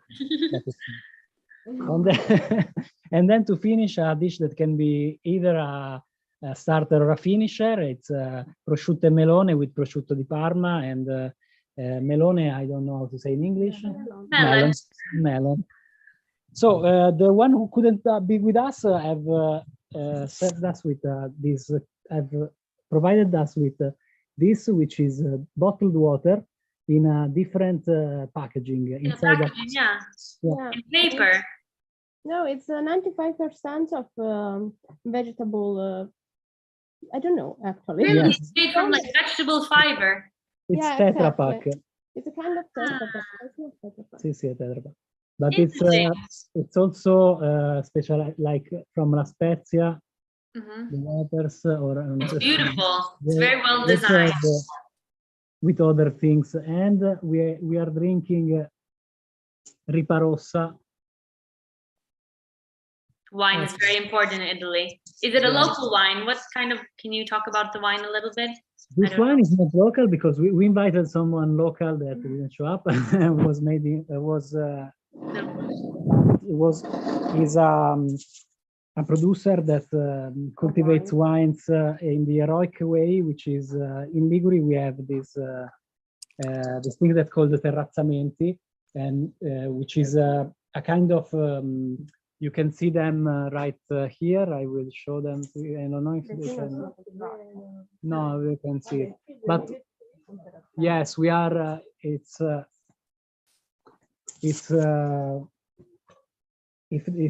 terraces. It's similar, yeah, in English. The terraced land. Terrace, yes, exactly.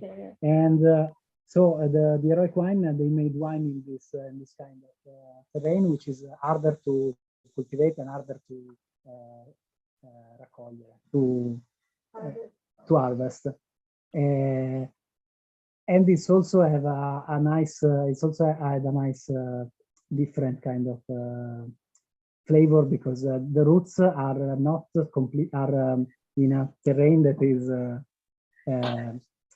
has a lot of air going through it. So it is a white wine. It is more evanescent like kind of taste. But this one is Ripa Rosso, which is not from here. It's from Abruzzo, and we take it because we really like it. And that's a great reason. Honestly, that's a great reason to. Food is also about liking it. So yes. About terrazzamenti, there is one of our guests, which is Margherita, can talk a little about herself and what she does. So I shall ask. Absolutely. Don't be nervous. Really, don't be nervous. No, she's a superstar. No. I was just, the pasta is gonna be cold. Like Yeah. You were serving the pasta while. Yeah. Yes, So serve pasta.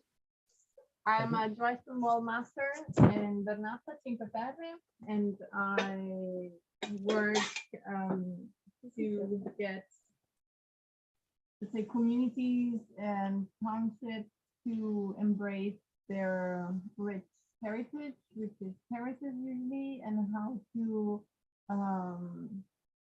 let's say, invest into like retaking the terraces, because my village was flooded in 2011 because the terraces were unkept.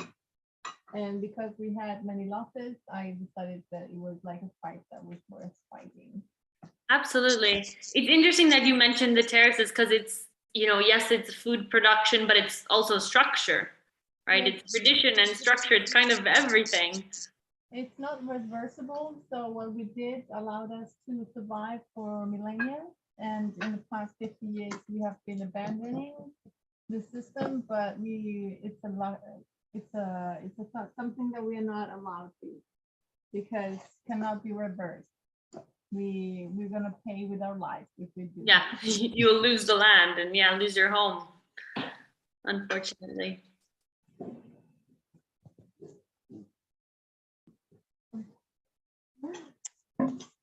So the next guest. Thank you for sharing, Margherita. So I run an organization regarding poetry, because we are based in the Bay of Poets, starting from Byron and Shelley, and we try to keep up with the heritage of the poetry things, let's say, on this side. So we run shows and like poetry slams, this kind of stuff. We were the first to import this kind of activities in our area, and we also work basically with some labs together with students, like young students, or like actually people of any age, and that's what we do in order to try to keep up with the poetry soul of this place in Italy. Amazing. That's really, you guys are doing great work. Incredible to hear. Thank you for sharing. Thanks a lot. So we actually met him during a poetry slam, which Margherita invited us to. So it's all circular. It's a very close community. Yes, and they were doing this poetry slam in on a ferry. On a ferry. Yeah. A ferry which is very dear to Spezia, because it brings people to Palmaria, and which is an island across Porto Venere, which is at the starting point of the Gulf of the Cinque Terre, and so it was a really nice moment. We really enjoyed it, and also the name of the poetry slam was Senti che muscoli. It's a kind of a play on words, or you can so. And they are called the mitilanti, which is also another funny kind of word of play with militant and mitilai, and so. Interesting. It's a different. It's not quite food related, but it creates a community, anyways. No. Yes. So during our little climate suffer, we just started talking about food, because Italians only talk about food. The beautiful thing about Italy is it's always about food. Actually, we started talking about politics, but then about yes, because it's election season in the tomorrow. Tomorrow. Yes. That's important. Any interesting topics come up when you were talking about food, like maybe any disagreements? Yeah, we were talking of tradition. We were talking about it. That in Italy, all the typical food that we are so proud actually are not so typical. I mean, they're born in the last 50 years. So right, I'm guessing that. So yeah, but we agree on that. So that's agreement now. We'll let you know if in the next 2 hours. We were talking about how even if it's true, it's okay with me at least. Yeah, we don't care. My opinion is it's okay if it's a publication of the last 50 years because it started something that can keep Italy alive and keep it relevant and united us. Interesting. I think this is like a kind of a reoccurring thing about tradition in Italy, because in Italy there are very strong traditions, but the traditions are maybe not as long as you think they are, or they're very regional, they're very very local, even to the town or the village. And so how do we, wanting to keep these traditions, how do we move to the future? Yeah. Particularly in places where maybe meat was a big base of the food, or maybe even seafood, or just different, how do we take these traditional plates and move them to a more sustainable future, to different ingredients that we can that's related to the subjects we were discussing about during our lessons. So probably we'll discuss about it now. We've invited, but it shouldn't come, an organization who is trying to invent a tradition in a way, because it's they use a dormant resource, which was the come si dice fichidinga in English? The cacti, and the cactus. Yes, which I saw that one from Linda used cactus in her salad, and we never heard about eating cactus before. I don't know No, if me neither. But do you eat the fruit of the cactus? Yeah, we eat the fruit of the cactus. But this organization wanted to, it's a kind of an infestating plant here, and they are trying to transform it in a utilizable kind of resource. And in doing so, they are also creating this path for people who are in a zone of in difficulty, who are trying to, who are becoming in a way neat, or like ikikomori, people who are disconnected from society. Yeah. So this organization is trying to help young people reconnect with the territory, and in doing so transforming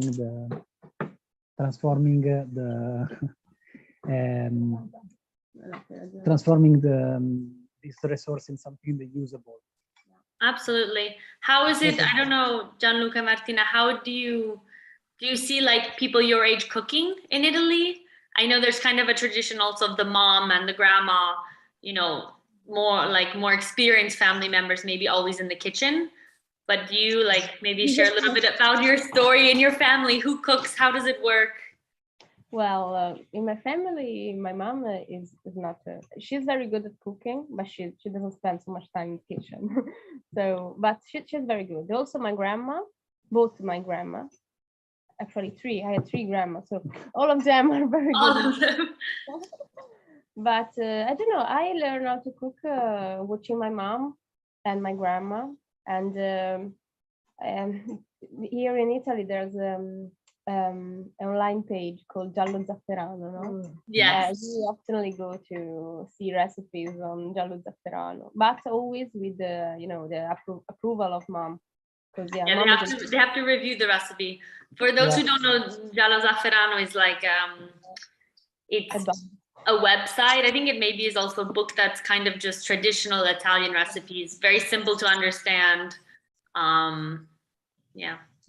I noticed that my male friend, cooked a lot more. I mean, my dad doesn't cook. Also, my friend's dad doesn't cook. Interesting. But for example, I'm thinking about two of my best friends. They cook a lot, even if there's this change in tradition. No?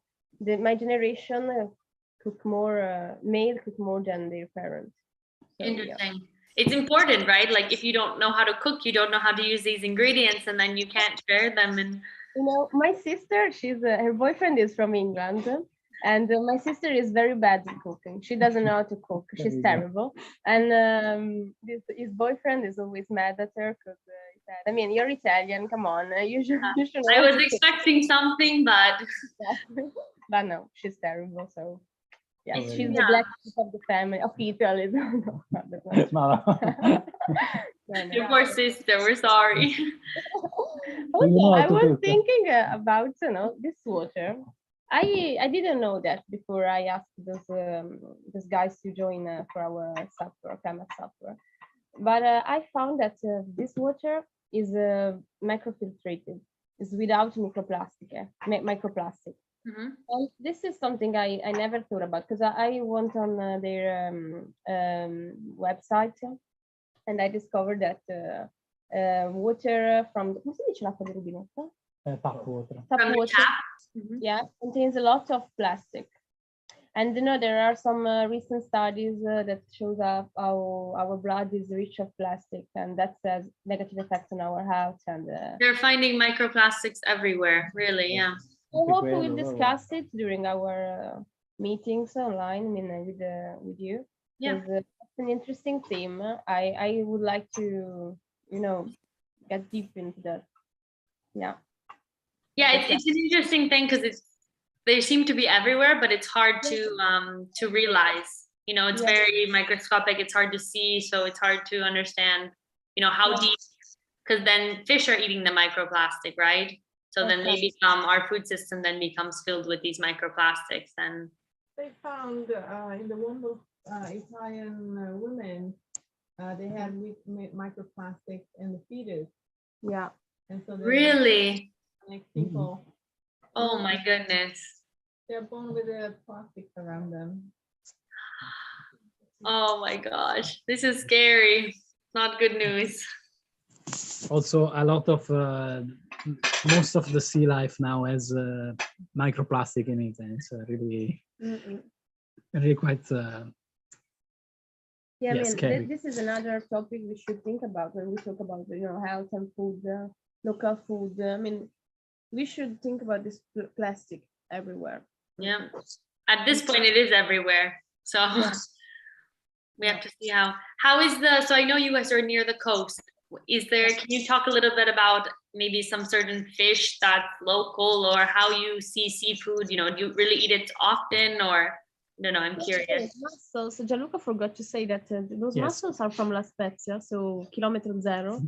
And this is a food we are very proud of, a fish we are very proud of.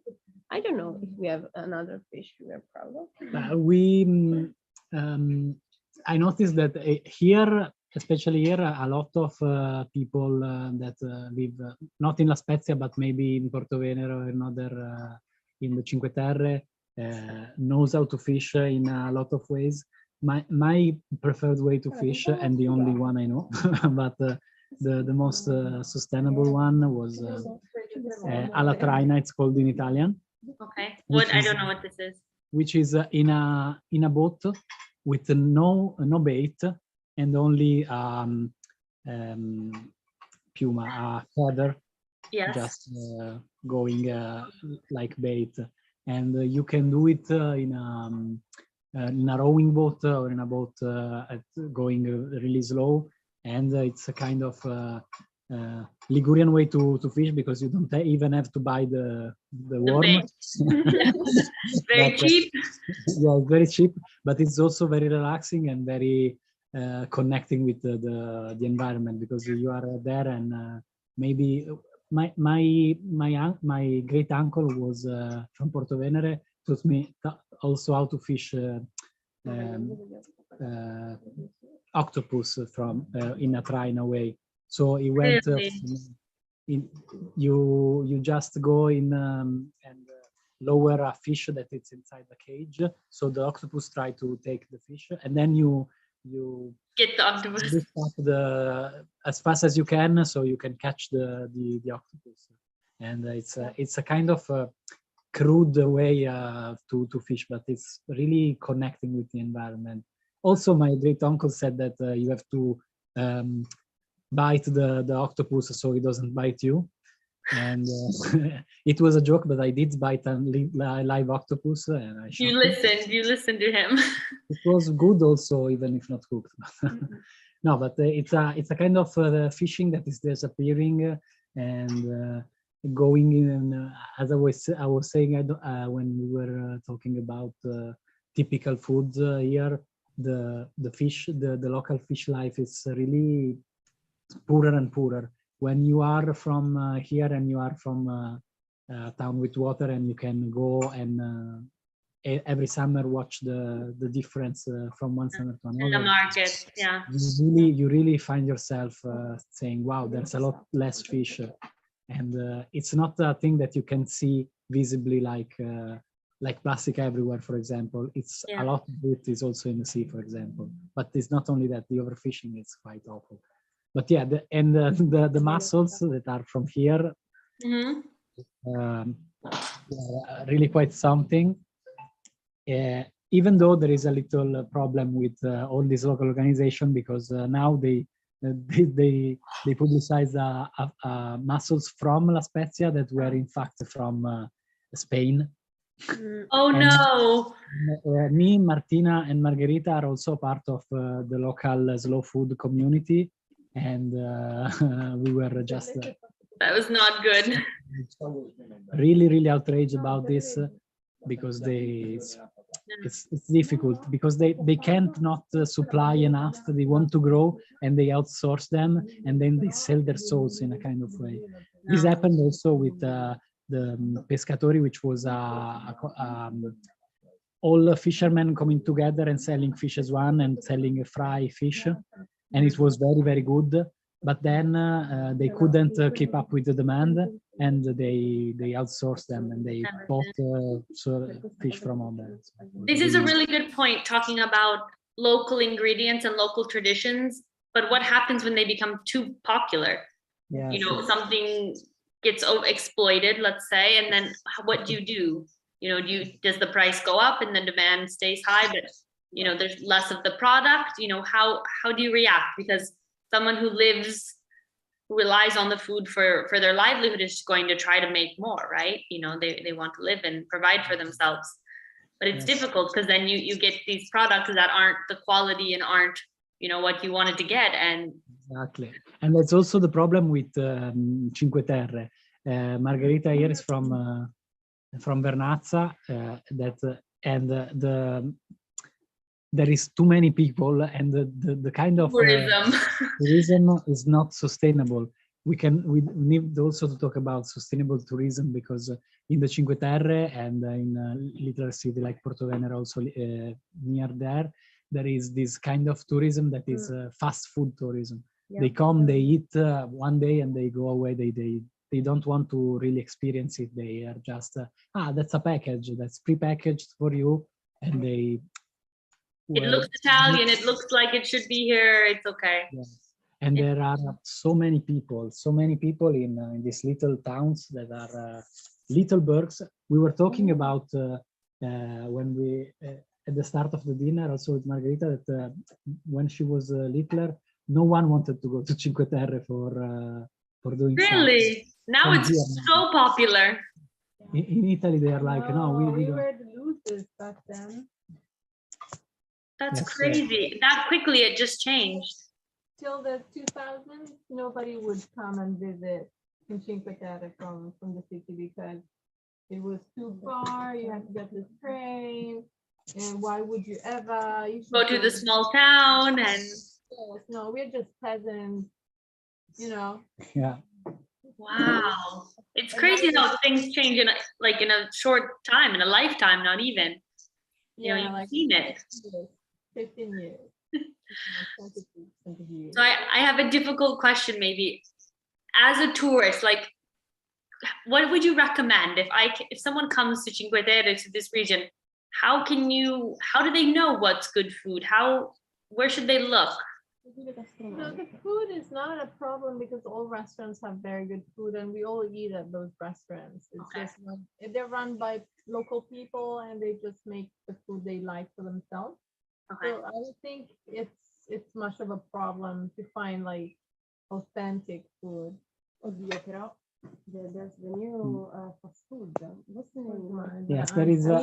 We can say names. There is it's not, a politically very correct, but- very evil kind of organization, in my mind at least, Yeah. that is trying to that is in every one of the Cinque Terre, that is everywhere in Ligury, and it's a fast food chain.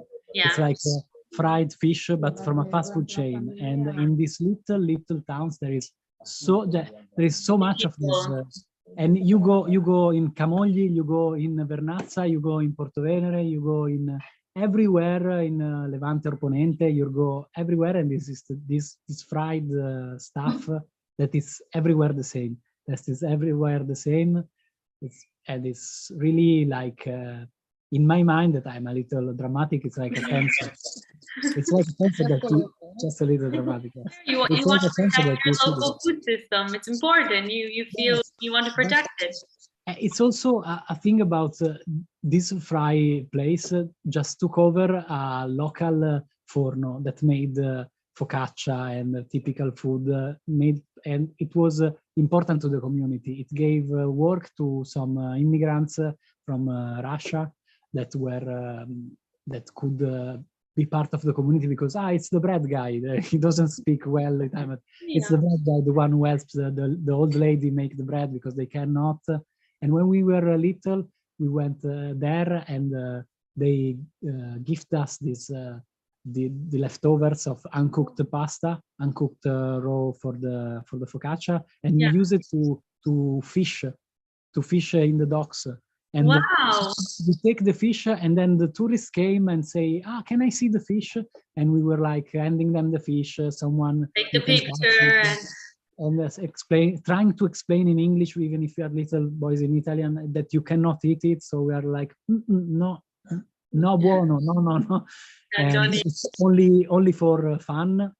And they gave us money, maybe, and we just used them to go and buy gelato or candy from the local place, and the local place knew us and said, you need some money out of these tourists, you are good with, you can.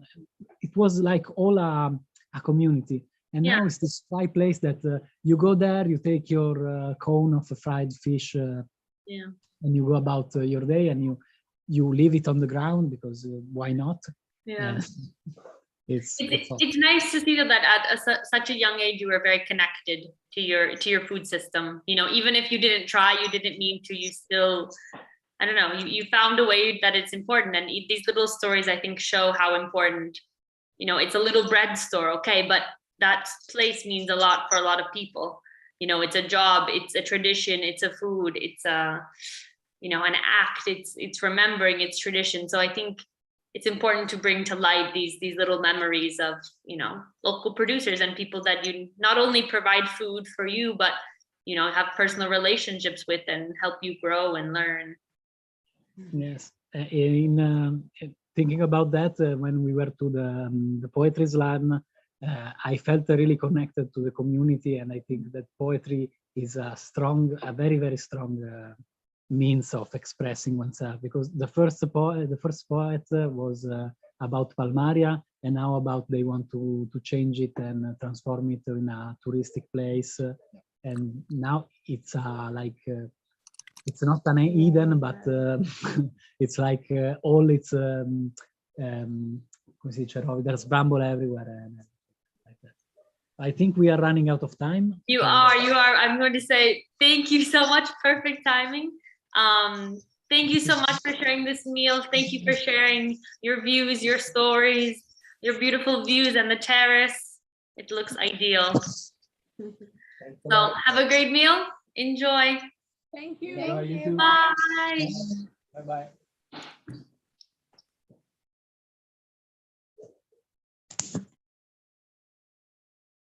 All right, and now we're going to our very last of the climate supper. We are just in Italy, and now we're going to go all the way to Hawaii for breakfast. Kailikea, good morning. Hi, you're muted. I can't hear you.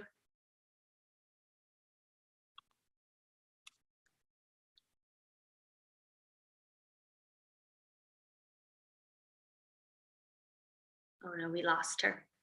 I think she'll be back. So just to kind of recap what we've done today in the Climate Supper, we've had 3 sessions. The first session we started in India. So we had lunch with Urvi and Sandhya and saw a video from Hila in the second session, where we went kind of in Europe, in England. We're having lunch with a few people. And for the third session today, we've had lunch some places, breakfast some places, dinner some other places, mostly focusing on the Americas, to wrap up our day across the world.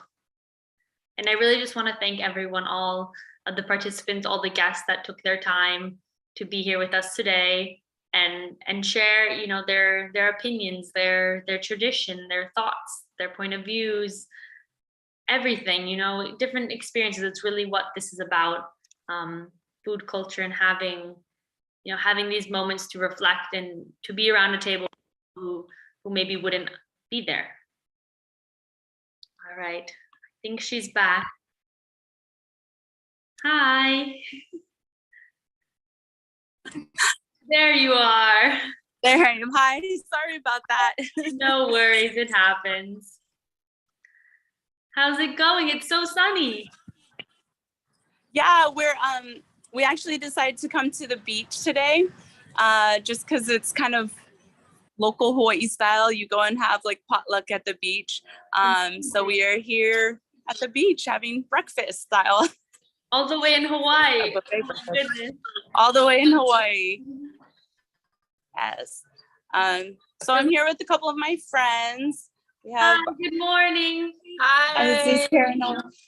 Good morning. Good morning. I'm in Italy, so it's 9 p.m. for me. Oh my nice. goodness. Yeah. Wow. Yeah, completely different time. Yeah. Technology, my goodness. I can let them know, like we were just in Costa Rica, in Mexico, in South Africa, in Italy, so it's been crazy.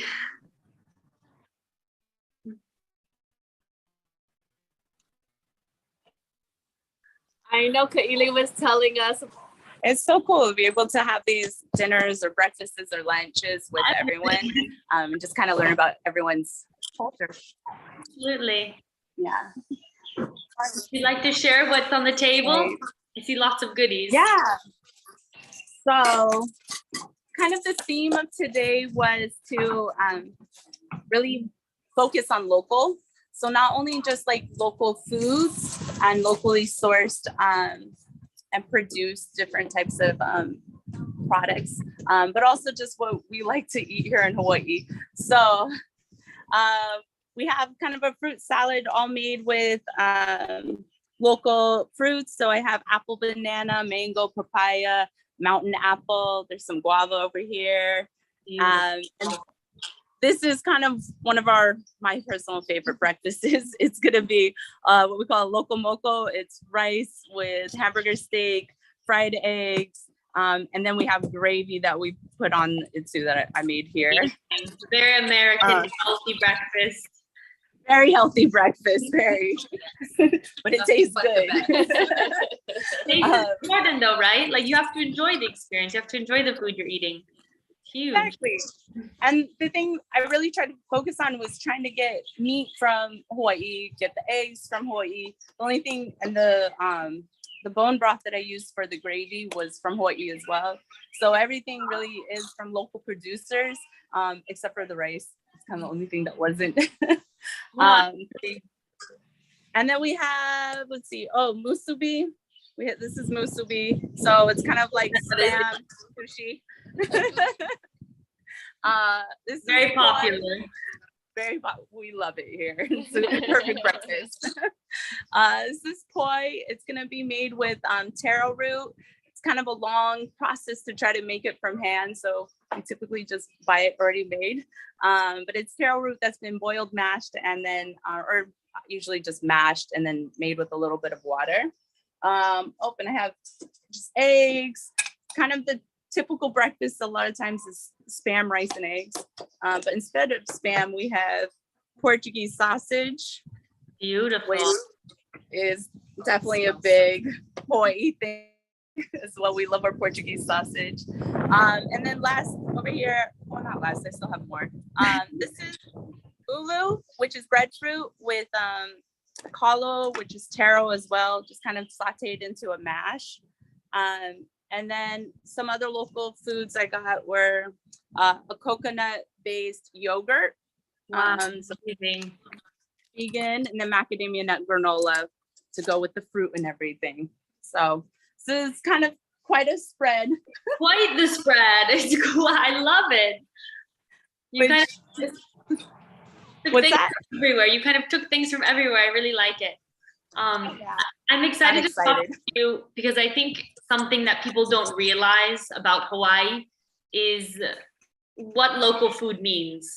Because we think of it as the tropical island, we think of it, you know, all of this abundance. But is this, I don't know, can you explain maybe what does your local food system look like? Like, how was it difficult finding products? Is it easy? You know, is it pricey? How is that? What does it look like? Everyone's shaking and nodding their heads. Pricey. Pricey is definitely it's very expensive. I think all of us really try to and we want to support local producers as much as we can, but when it's compared to you know, some of the big box chains or just, you know, importers or distributors that sell to the groceries, it's just, how do you compete with that when you are going to spend so much more on locally sourced or produced food? I think it's really crazy to think about also how far away Hawaii is. Like, people don't realize it's in the middle of the ocean, and the idea that food can be brought all the way there but still cost less than something produced there.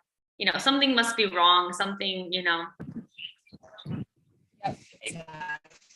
Exactly. And it, you know, we were actually just talking about that, just like how come it costs so much to get locally sourced products, and when you can buy stuff from the mainland or other countries that have to go on a barge for a week and are frozen and all that when they arrive here, and you know, it's so much cheaper. And it's just, and we all work together at a big box chain restaurant.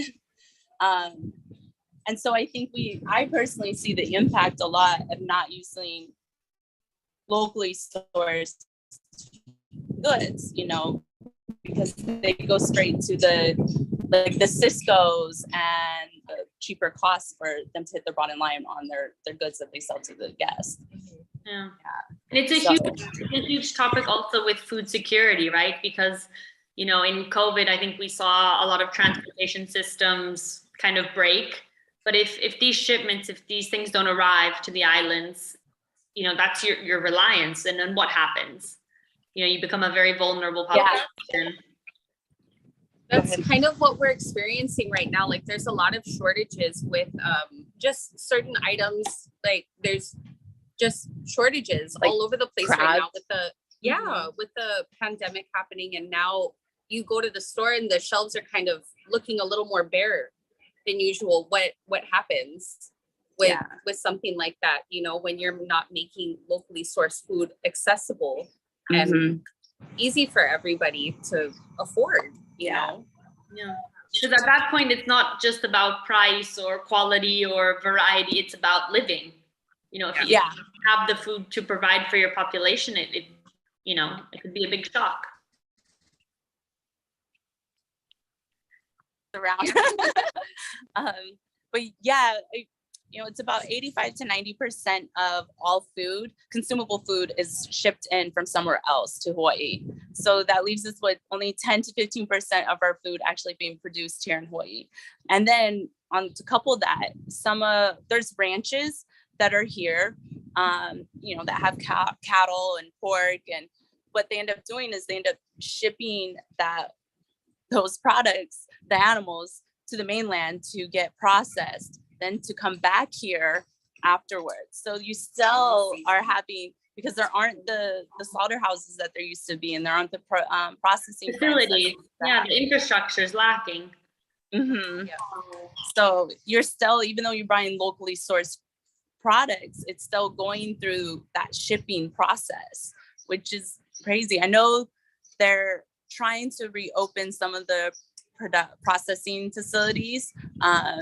So hopefully once those get like rebuilt and redone, it'll kind of help mitigate that. But still, it's, you know, even with chocolate for a long time, chocolate would be harvested here in Hawaii, like up in Wahiawa, and would get shipped out to California, Long Beach, and get processed there and then come back. And get shipped back. And There then sold has to be a better way. There has to be a better way. But again, you're talking, these are huge systems, right? Like infrastructure needs funding, it needs people. You know, there's a lot of things kind of in the way against it, unfortunately. Yeah. So really, I think Hawaii is a very interesting case. I think it's a very special location in the world. And, you know, it's a really good example of, you know, of why local foods are so important. You know, why our small local producers are so important.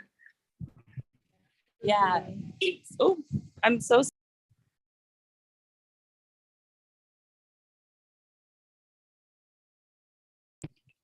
But there you are. Yeah, no, there we go.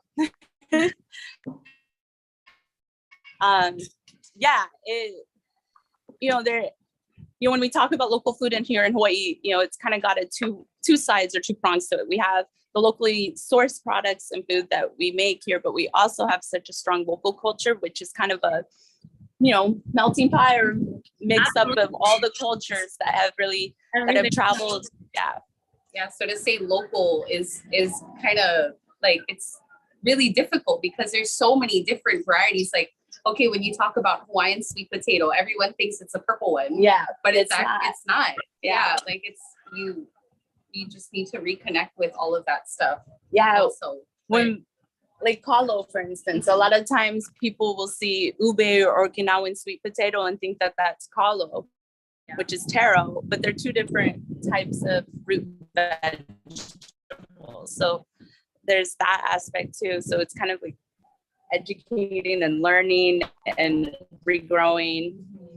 Absolutely. Education is a really big aspect. I was talking about, I have three kids also, and whenever I try and get them to be more interactive with their food and the whole process and take them to a farm or something like that, they're in shock, you know, and I feel like that comes across when they get to the dinner table. Also, they don't appreciate it quite as much. So getting everybody out there and educating them as far as like the culture here in Hawaii and what is locally sourced and all that stuff, it's really important.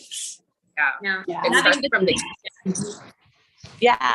the living it, the experiencing it, the cooking, the going to pick a vegetable, you know, these things create memories and, you know, have their reflection moments. And I think with that, a lot of things could change. Yeah. And then a lot of like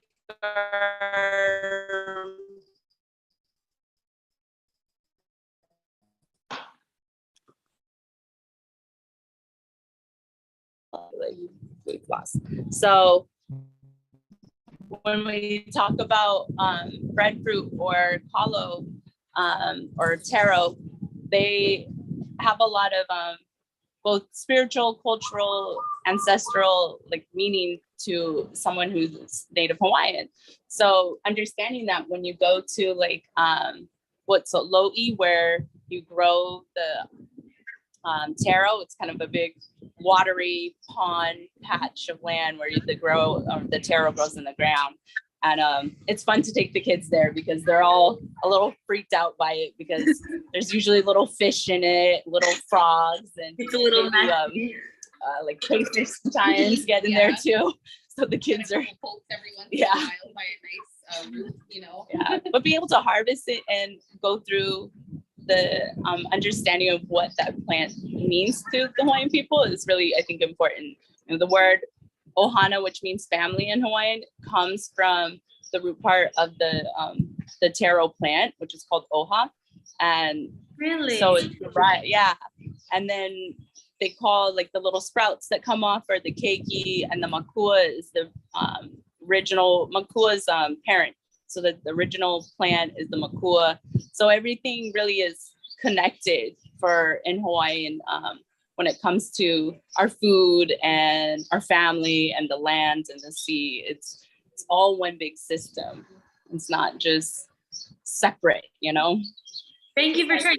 It's very interesting. I never like reflected on that, but it's really, yeah, it shows the value, right? Family, food, these are the things we need to survive and what's really important. Yeah. Well, anyways, thank you for sharing. I'm going to let you guys eat. I know you have a lot of food going on. It looks delicious.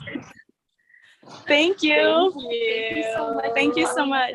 Enjoy Thank your you, Mary. Thank you. Bye-bye. Bye. Aloha. Ahuyo. Ahuyo.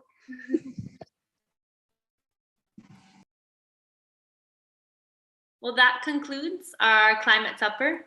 Thank you so much for joining. Thank you everyone who has participated, everyone who's chimed in, everyone who's followed along.